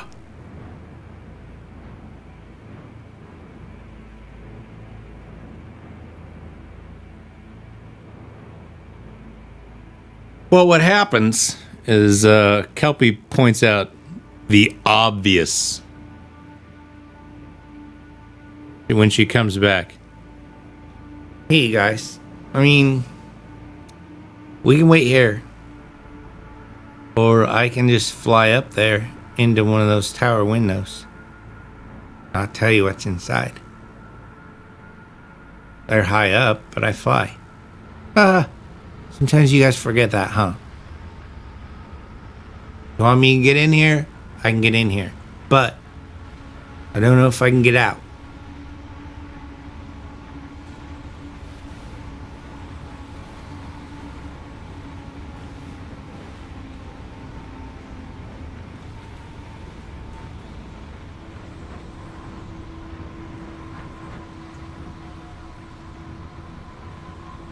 In forever. He just wants you to stay put until he comes back up.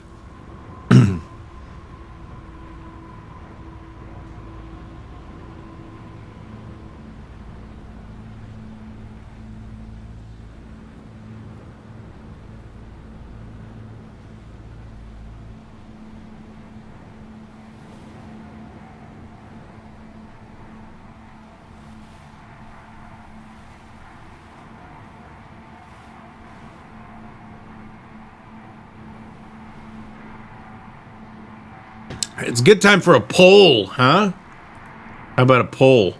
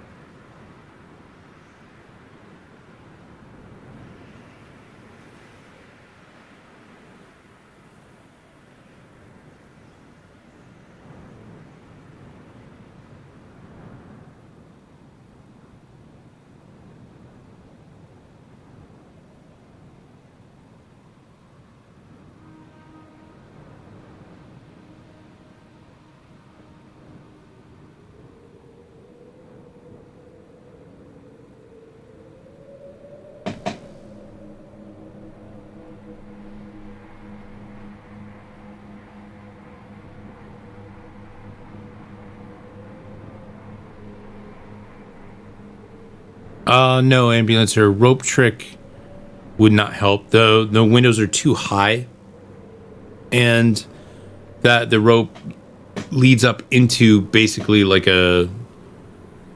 almost like you go into a hole that's kind of like its own little dimensional plane. So you couldn't do that. You could try and scale the tower, but that's a lot of rope. And you're pretty vulnerable, all of you climbing. Not all of you have good decks, so that could be very dangerous. I mean, you do it, but it might be more trouble than it's worth to try that.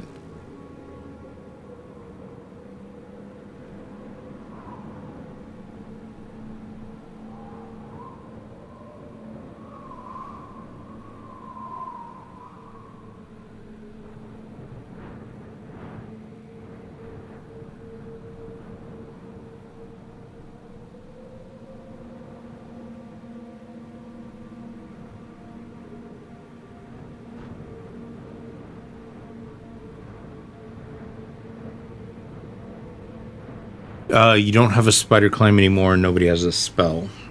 I thought you did. I definitely checked again. I was like, don't you have that? Maybe? Nope. Yeah.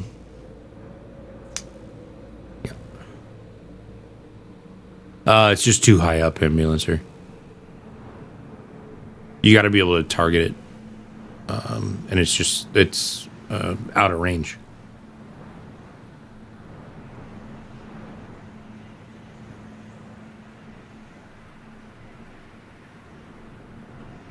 You want her to peek.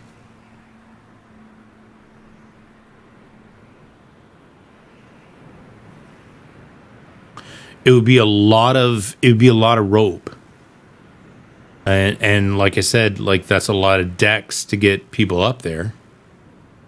Unless she finds something inside that's going to help. These are still really high. You're talking about like it would be like these towers are still at least probably 10, like if you make a modern equivalent, maybe 10 stories up. So like you're looking at a lot of rope, and I don't even know if you have that much rope.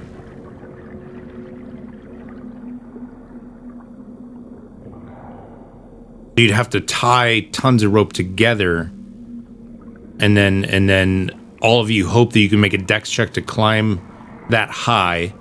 I would only require of you one dex check, but it's still like you could fall at any point, and that could be pretty rough. You can do it. I'm not trying to prohibit you from doing it, but I do want you to know the danger of doing it.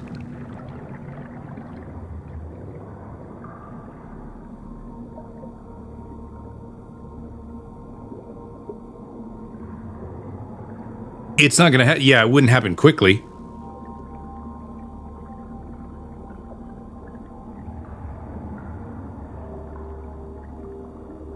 It's a good idea, Rig. You have the right idea. You're trying to work towards like, is there any way we could all do that? But it's pretty tricky.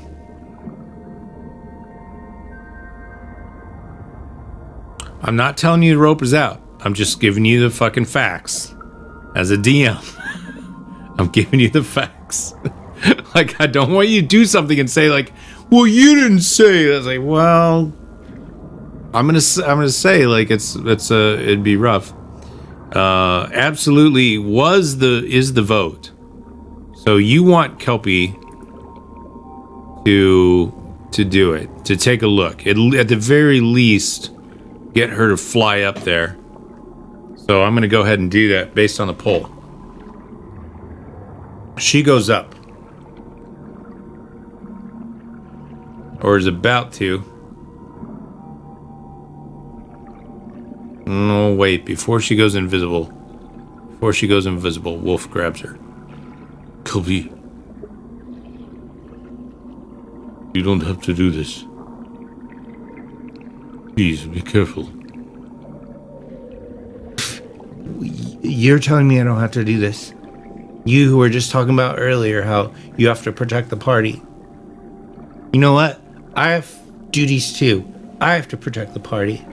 If I can help in some way, I'd like to. I can go up there and see what's going on. Can you? Didn't think so. Let go of me. Flies up.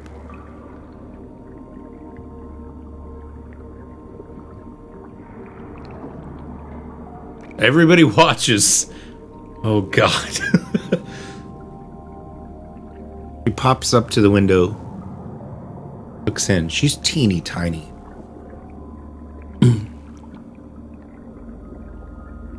Looks quiet. Torch looks natural. Kelpie has a pretty good eye for magic. Doesn't look like a magical flame. It's giving off heat. He moves inside the window a little bit. There are a couple corridors. She looks down. Nothing but shadow. It's like stairs. Looks the other way.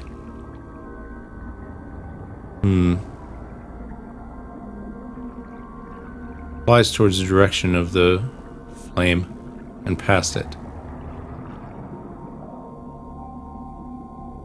Stairs going up leads to a door. She knows nobody wants her to do anything more, but she goes to that door and she looks through the keyhole, which for her, a keyhole, pretty good size. she's about this high, so like she's looking through a keyhole, like her whole face goes into a keyhole, and she looks through it.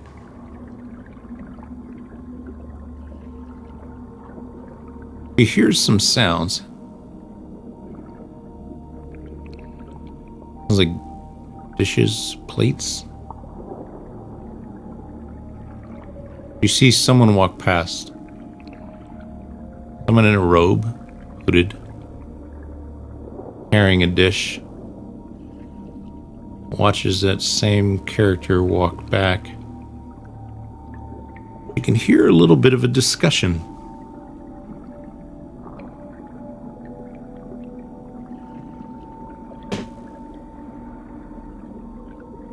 Will you contact them tonight? Not tonight. I'm tired. After this, probably just sleep. Yes, my lord.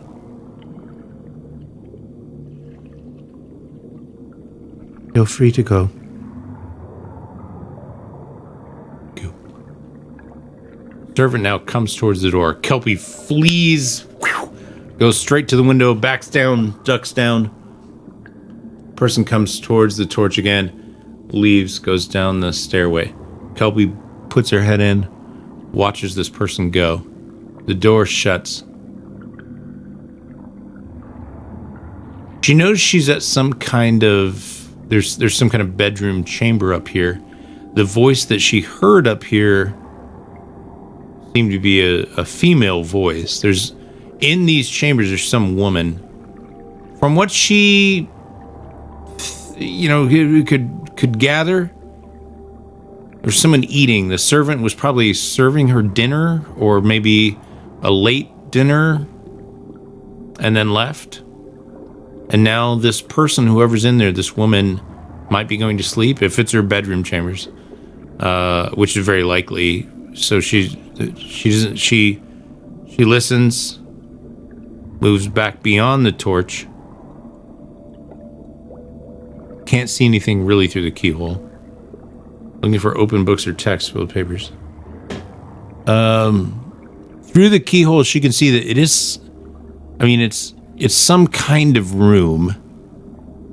It possibly someone's bedroom chamber. She does not see any bookshelves or books or anything here.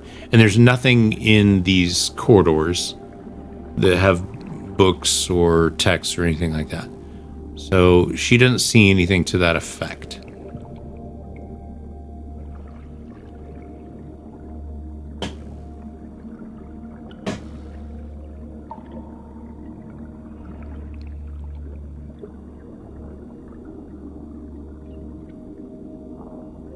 All of a sudden, through the ground. Back up again. Hey, guys. Guys? Hey.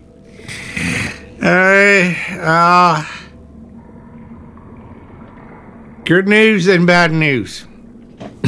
It's pretty late, and they prefer you waited till morning. The bad news is it's pretty late, and you shall have to wait till morning. The good news is I can wait out here with you.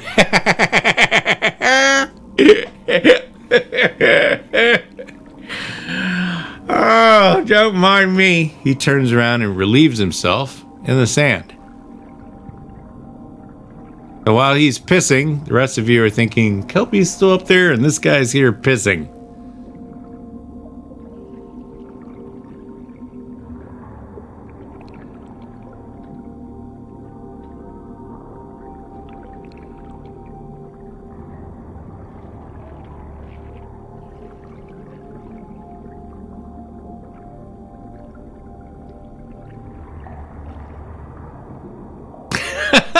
I can see you're all stunned. Well, that happened. Yeah, so you're gonna have to deal with him. Kelpie is still peering through the window or buzzing around towards it for all you know.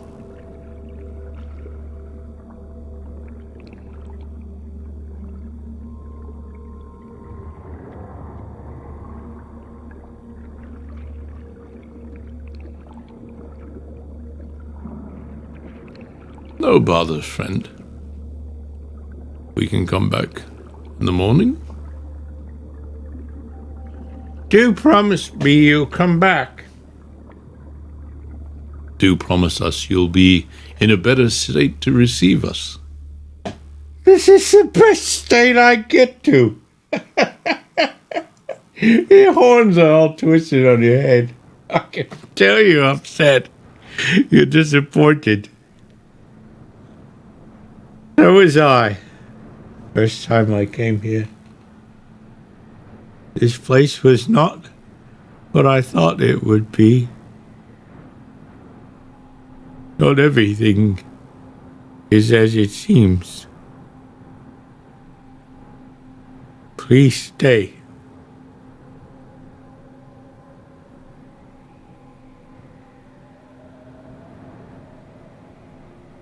I'll be going now.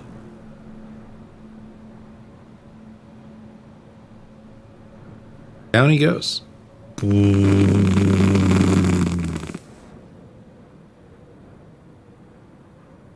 Yes, this guy is human. You want to dive Kelpie in for a better look. Well, as she moves inside, she can move to where the bedroom chambers are. Like I said, she can't see much further into there. She's basically looking, even with her flat face into the keyhole, she can only really see that there's a wall in front of her. There was a servant moving back and forth. She can't really tell. It's warm. She can feel like there's warmth in there. As she backs away, she can come down the other way, go down the stairs. Those stairs wind down and down, and she can see fine, but how far should she go? And she goes down quite a ways before she's like, okay, this may now go underground or underneath the sand. And do I continue to look down here? Like I'm now maybe putting myself in danger, and nobody can help. Or do I just push this? I'll be okay. I trust myself to get out of this. That's up to you guys.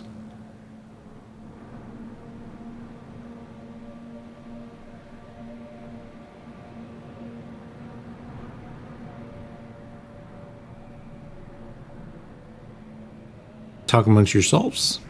I'm going to take a pee. I'll be right back. I don't relieve myself the same way this guy does, like in the middle of everything. But I'll be right back.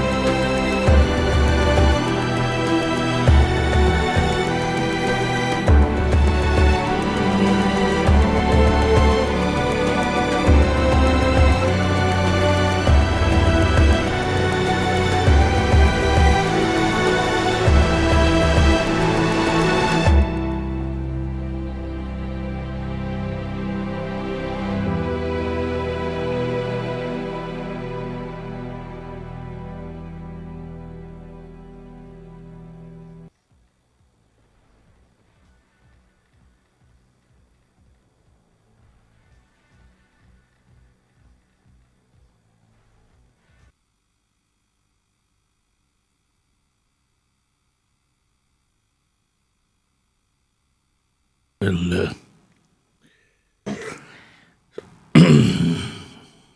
what do you want to do? Okay. So we camping out here till morning, so I could make us some breakfast. I think we could all do without that wall. You don't want to eat breakfast? Very well. Still waiting for Kelpie to come back. A bit worried about her myself. Yes. Let's see what Kelpie has to say. If you ask my opinion, and I know none of you ever really do, sure, we can wait here for things to happen to us. Or we can happen to them. I'm sure I or Benedict could get down there if you're curious what lies beyond. My instincts, I trust him. Doesn't mean I don't want to go down there this evening. And maybe I will, with or without you. But as we are a party, says Sandy, I'm open to suggestion. Kelpie turns the knob.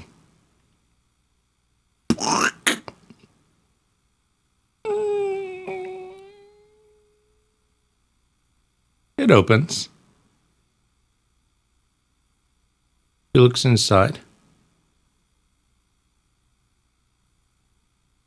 Looks like there are many options. Corridor goes straight down. There's probably 4 doors, 2 on each side. Left, one on the right. Not on the left, not on the right. Maybe a corner at the end. Looks down another corridor. More doors. Clearly, like she's in the temple. A lot of people could be here, potentially. Or there could be very few. Maybe nobody's in this place. Maybe that servant went to one single room. Maybe he's the only person here. But the corridors are quiet. They're not lit. Which makes her believe that servant probably wasn't human. Otherwise, he'd be bumbling around. He's got to have fey eyes, elvish eyes, something, gnome, dwarf. He's got dark vision, whoever he is, because he's not bumbling around. There's no torches here. But whoever's up in that bed chamber, there's light in there. That's a human.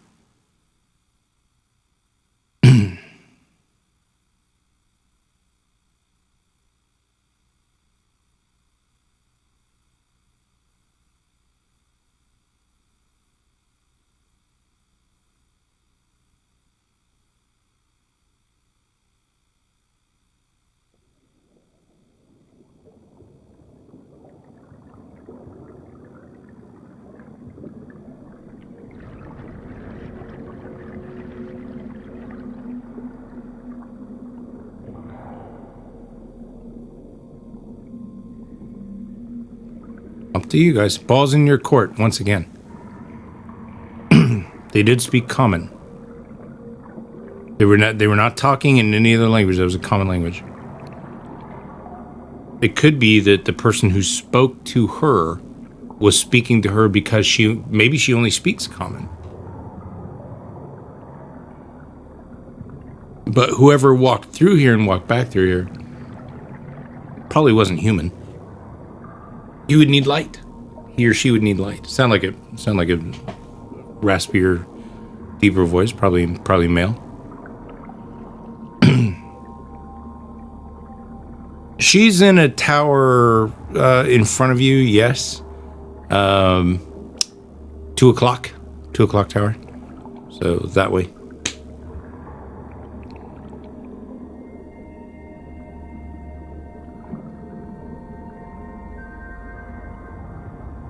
No, you're not. I mean, she went up in the tower. She went inside, turned, she went down the tower, down a spiraling stair.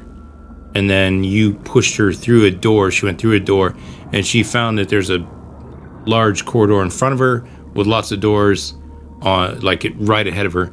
And then to the left side, also a corridor with lots of doors. No torches in here. She can see fine. It doesn't inhibit her, but she's like, okay, whoever came down here doesn't need light. The conversation you heard was upstairs. When she first came in the window, she went forward. There was a door straight in front of her. She went up to that door, looked in the keyhole.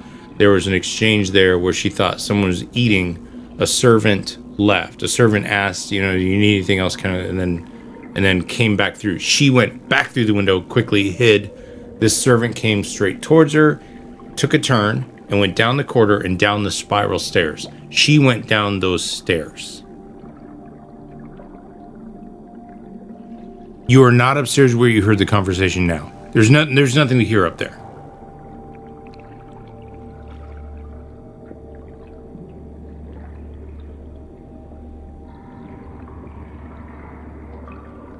To be clear, you basically heard a conversation in a chamber, like a chamber room, and then she fled, went back down. The servant came out, turned, went down, and then went down a spiral staircase, and then there's a whole lot of options down there. She's down there, seeing, oh wow, okay, there's a lot of rooms down here. Sorry if I haven't been specific enough. I'm trying.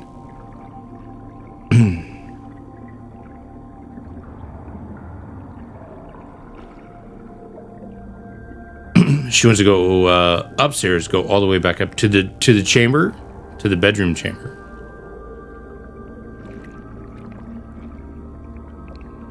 Okay, now does she want it like? That's a dex check. It's an easy DC. She's trying to be cautious, but she's trying to turn the lever, make sure nobody hears, but see if it's locked. If it catches, okay, it might be locked. Let's leave that alone. If it turns and it clicks, oh gosh, this opens up. So that's a dex check on your part, Rockbiters. It's not a hard one. I mean, it's easy enough to do. We've all done that. We've all kind of like creeped over to a door and like slowly turned it quietly. Tactical Vikings got you guys. Okay. It's open. It's open. She lets go, pushes it back into position. Yes. She could enter that room. She could open the door and go in that room if she wants to. It is open. That's all she learned, is that it's not locked.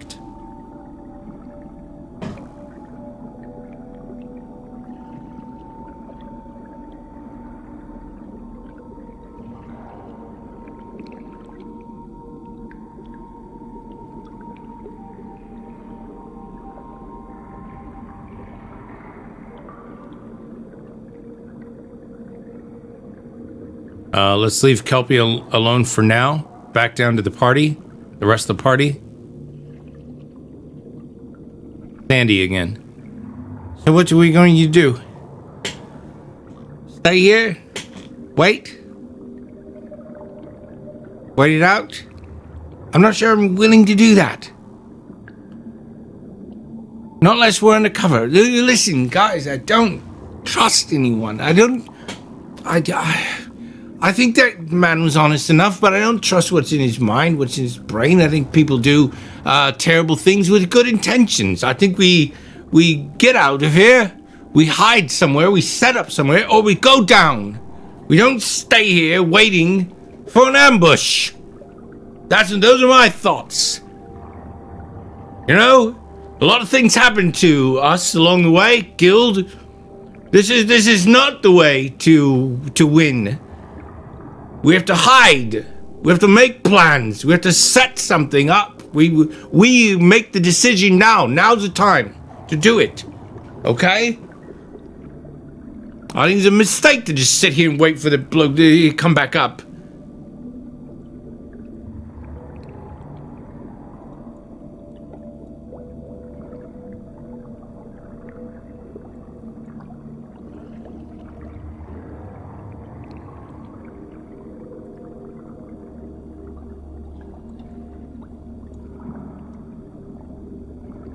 Wolf speaks.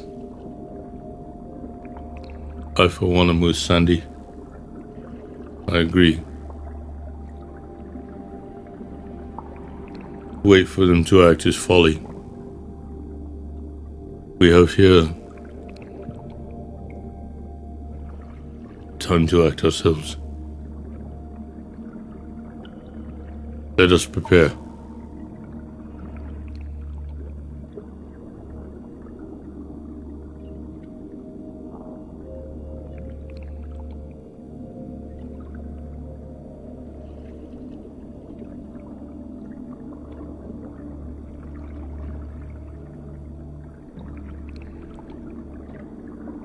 I'll leave it up to you guys. You are the company. This is your party. It's your party. You've got all the right pieces. You've got great fucking characters to make all this work. It's just decisions and roles. Every night that we play decisions and roles. Good decisions, good roles. Even when you get bad roles, as long as you make good decisions, I'll keep you alive. As long as they can. If you make too many bad rolls, I can't fucking help you. But for the most part, I like instincts. I like role play. You can do whatever you want. Everything's in your hands. You can come up with an elaborate plan. Come up with crazy stuff. We're gonna do this. We decided to do this. That's what I love about role playing. It's our story. We're creating this together. I'm referee and basic storyteller. You guys help me do that, so.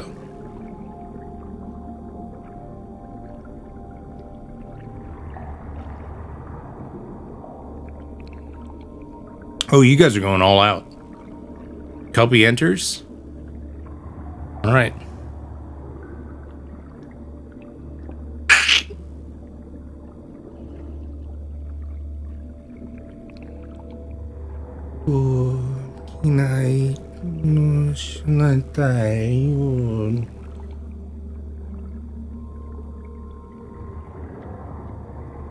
A woman sits up from a bed.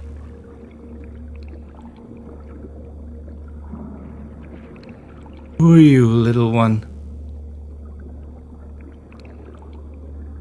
My name's Kelpie. I come up here to see what the heck is going on. Hi. She flies closer to the bed. This is your room? Sorry for intruding. My friends are down there. Yes. So I've heard.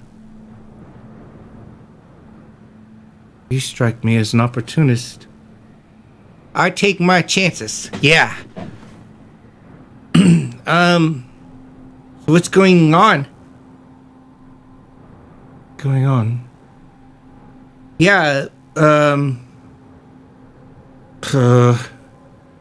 this is not going how I planned. Charisma check, Kelsey. She's got to make a charisma check here.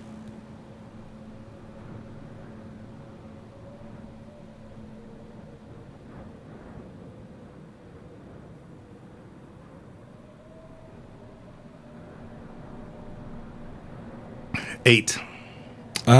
She's got pretty high charisma. Oh, +4. She's got a +4. Okay, so,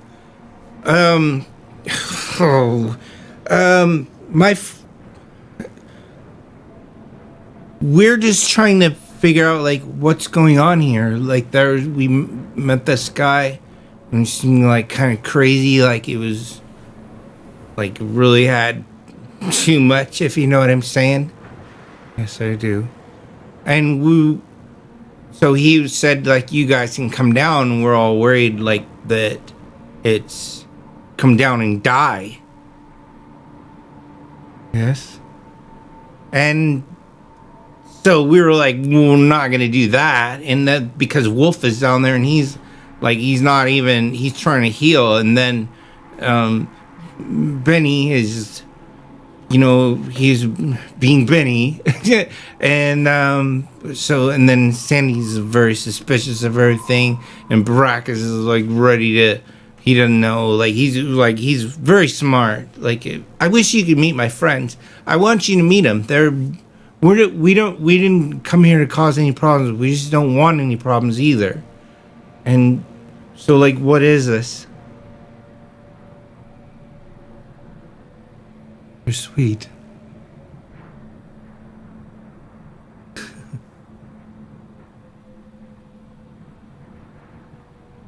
My name is LaKayla. I'm Leon's niece. He was one who built this monastery. It's so strange talking to you in my bedchambers. If you want to get up and get dressed, I won't look. I'll turn around. No, it's fine. Anyway, things have happened, and there are very few of us that remain here to keep the temple. There is a way you could drive the sand back and renew this vineyard. Perhaps you and your friends could help. You seem well-intentioned. What did you say your name was? I don't know. What did I say? Kelpie.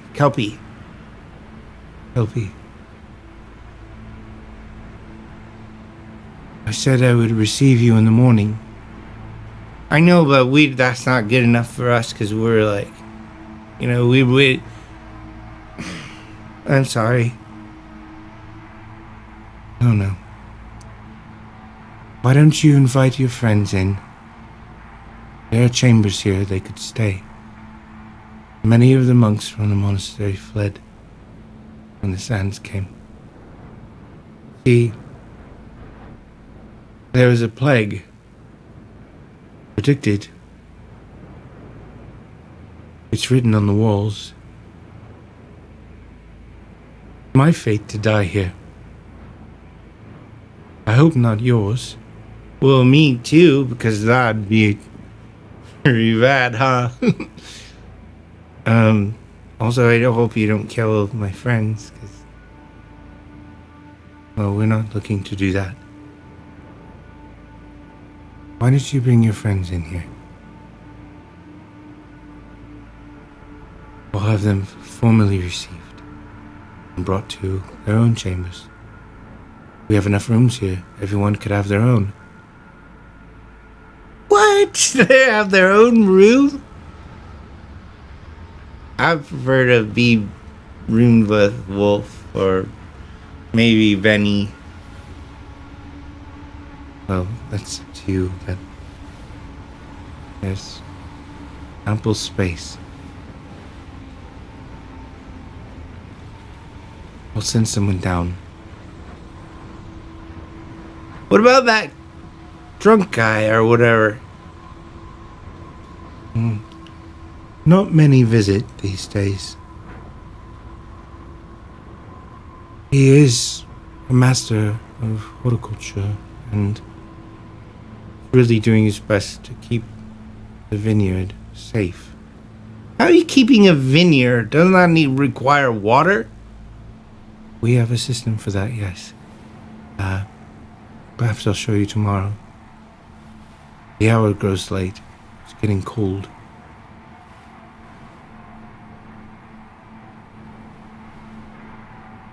Oh, that's my cue to exit. Okay. Right. Thank you for your help, and I'll be in touch with you. We'll be in touch. We'll be. Yeah. So I'll go. Lock the door on your way out. I was gonna do that. Totally.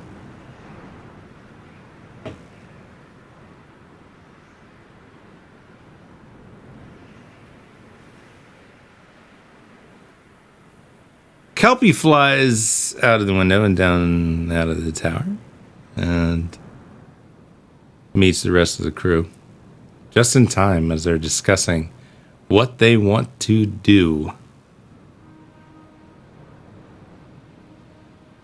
Guys, good news. Kelpie, good news is that you're still alive. It's been a while. Yes, says Wolf. It's been a while. Well, listen up. We're invited to stay.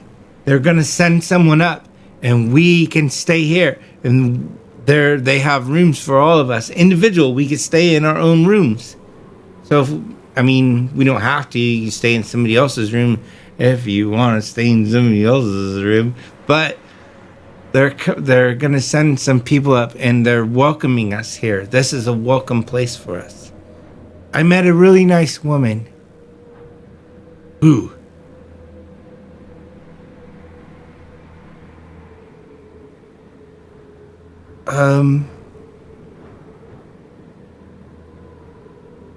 LaKayla. She said she was Liam's niece. Liam's niece, said Baracus. Liam's over 300 years old. His niece would have to be...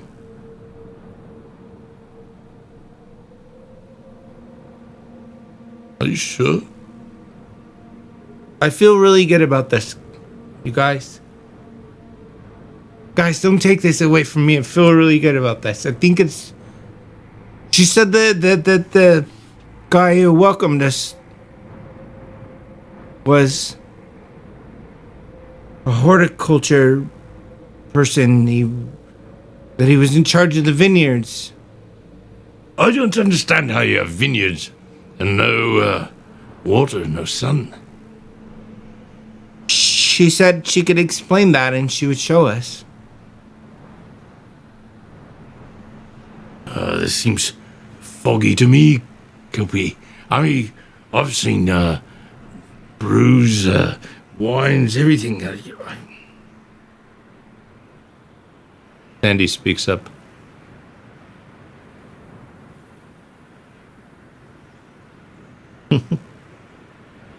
Anybody for potato leek soup? Fortuitous as it may or may not be. Wolf? Yes, I'll take some.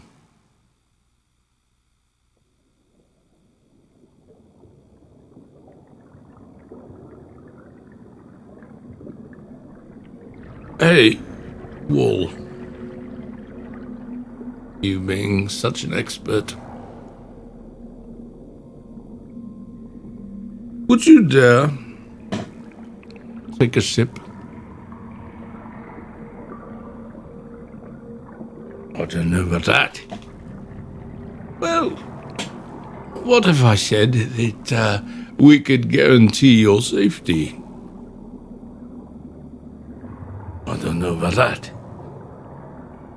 I say you pull a cow flop. No, I don't. I mean, it's enticing. It's enticing. But, considering the circumstances, what should I think about this?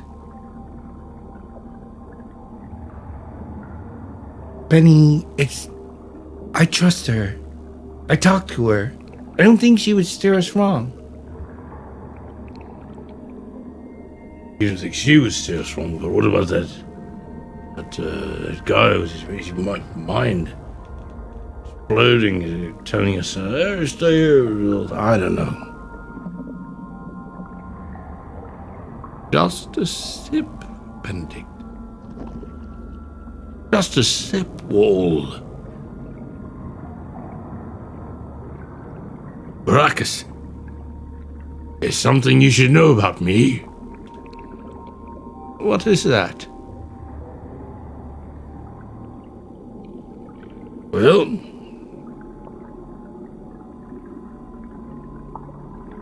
you already know, don't you? Oh, yes.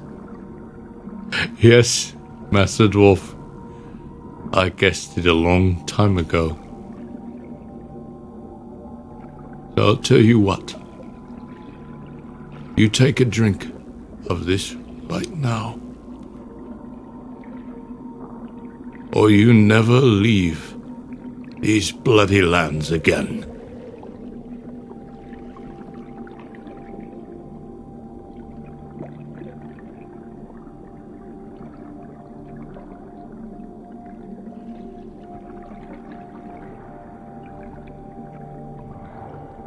Fine. Baracus, you and I will have an entanglement. Give me the flask.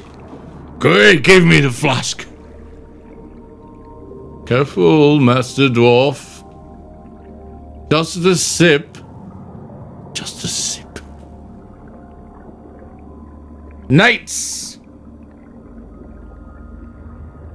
Roll 1d20.